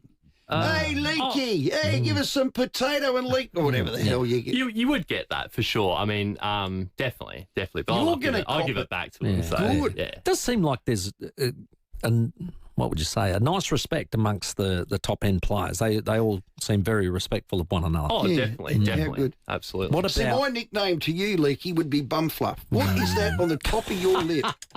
Oh, you don't like it? Well, mate, you got to get a better. To be fair, he's been growing it since November. He has. Well, we had a famous person on that's got a beautiful big moustache like Mark you, didn't we? Mark Edmondson. Big handlebar there. Now, that's a 1970s moustache. Probably mate. one of the great tournaments is the Ali Pally in England. It's just to watch it is just so much fun. And the just atmosphere. Watching. Oh, the atmosphere is incredible. But that's got to be a goal to get there. That is the goal. I mean, that's the pinnacle. That's the Wimbledon, isn't it? Oh, that's the Masters. Yeah, that's the And pinnacle. I wanted to ask, because we're watching tennis a fair bit now, and it's about to serve and looks at the umpire and please be quiet, please be quiet. Shh, shh, shh. How would you go at Ali Pally with that sort of behaviour? You're not going to shut them up. The good thing is, I mean, they're all doing it, and it's like muffled sort of noise in the background. So I think for me, it wouldn't really. Okay. So crowd wouldn't bother you. I don't think so. No, I don't think so. You probably get into it a bit. Yeah. Cool, calm and collected. Adam Leake, we are so proud of you. We're going to follow your journey. We'll try and cross with you when you have wins and even with the losses, because you've learnt how to lose. But first South Australian, 27 years of age on the Pro Dart Tour. We've always wanted to get someone we know on that tour, we haven't have, we? and we're sort of adopting you as our sports show and make mascot, a name for yourself. almost. If the wizard tries to pull his own wood, which they do, that's what it's called when you pull your dart, and he's a bit slow on it, just put one in the back of his head. Between his fingers. Yeah. Just give it a bit more extra on it. Just give. And if anybody out there wants to sponsor a great young South Australian that's on now the world stage, we've got all our details here. Let's get that organised as we go out to the ad break with Chelsea Dagger. But before you do, the only advice I'll give you is don't take his advice. Leaky! Adam Leake, you can watch him on TV as of, February 9. We'll be excited to watch it over there, mate. Best of luck. It is 23 minutes after 6. The 5AA Sports Show, Rowey and Timmy G. 5AA is celebrating local businesses across Adelaide, like Complete Comfort. If you're not sleeping well, they can help with adjustable beds and recliners, including free delivery and setup. 5AA, supporting local, celebrating SA. This state election, it's a fit in with you thing, with more ways to vote than ever. Enrol today or check your enrolment at ecsa.sa.gov.au. Voting, it's a good thing. Authorised by M. Sherry, Electoral Commissioner, Adelaide, South Australia. So you live on the gazillionth floor of an apartment building, and you were told no flies up here, mate. Guess what? They're wrong. Flies, mozzies, and even birds. How do you keep them out? How do you keep your pets in? Phantom Screens, that's how. Phantom Screens have retractable screen solutions for almost any situation. Single doors, sliding doors, stackers, you name it. Keep the creepy crawlies out and let the fresh air in. phantomscreens.com.au. Phantom Screens. Now you see it. Now you don't. Here's another top tyre tip from Tyre Power. There's nothing like the acceleration and handling that a performance car delivers. But you need to make sure you have the tyres to match. Choosing the right performance tyre for your pride and joy and your driving style is so important. So talk to the performance tyre experts at Tyre Power and get the power of advice you can trust. Visit tyrepower.com.au or call 13 21 91 for your local independent owner. Tired of scrolling through countless websites to plan your holiday? At locally owned Spark Travel, our travel experts are just a phone call away, eager to hear your needs and craft the perfect getaway tailored just for you. Reach out today for a chat and let's start planning your holiday together. Look for our travel deals in the Sunday Mail. Spark Travel, where your journey begins with a conversation. King William Street, Adelaide. Phone now 88765121, sparktravel.com.au. From the creators of the hit show 27 Club comes 2016, premiering this Adelaide Fringe. With music from David Bowie, Prince, Leonard Cohen, George Michael and more, this electric live show reclaims the year that legends were lost and history was made. With iconic songs brought to life by an all-star band featuring Dusty Lee Stevenson, Jaron J and Kylie Aldis from the Bamboos. 2016 at the Fantail Gluttony, Feb 19 to March 9. Tickets selling fast, so get yours now at adelaidefringe.com.au. At Coles, you can save all summer long. Right now, get half price on Huggies Ultra Dry Bulk Nappy Pants. 24-pack to 36-pack, now just $11 each. Save in-store or online at Coles. Offer ends Tuesday. We love to see you, see it. The next generation Hilux is here at CMI Toyota, South Australia's #1 selling Toyota dealer. With massive upgrades, including an all-new interior, wireless connectivity, refined comfort and handling, and extra power. The 2026 Hilux is the ideal choice for any trip, any tow, or any task. Book your test drive at CMI Toyota today. We love to see you, see a miling. Oh, what a feeling, Toyota. Rowey and Timmy G, the 5AA Sports Show. 26 after 6, Hamish Hartlett and Mitch Hinge from Crows and Port to join us just before 7 o'clock. That was a great guest we just had in there. He was terrific, and we're going to follow the young lad. Now, we asked him as we said goodbye, the big handshake. We're talking about Adam Leake, who's just won through to the World Dart Tour. I did say to him, I said, who invented darts? It would have been the English, wouldn't it? And I think, Timmy, you said it would have been maybe America. And no, I said I reckon the English. Oh, did you? Well, because Ted Lasso used to play with his great-grandfather. Yeah, so maybe it came from America. No, yeah. Well, I did say to you in the break that I got some bad news. Ted Lasso's not real. Yeah, and I didn't realise that either.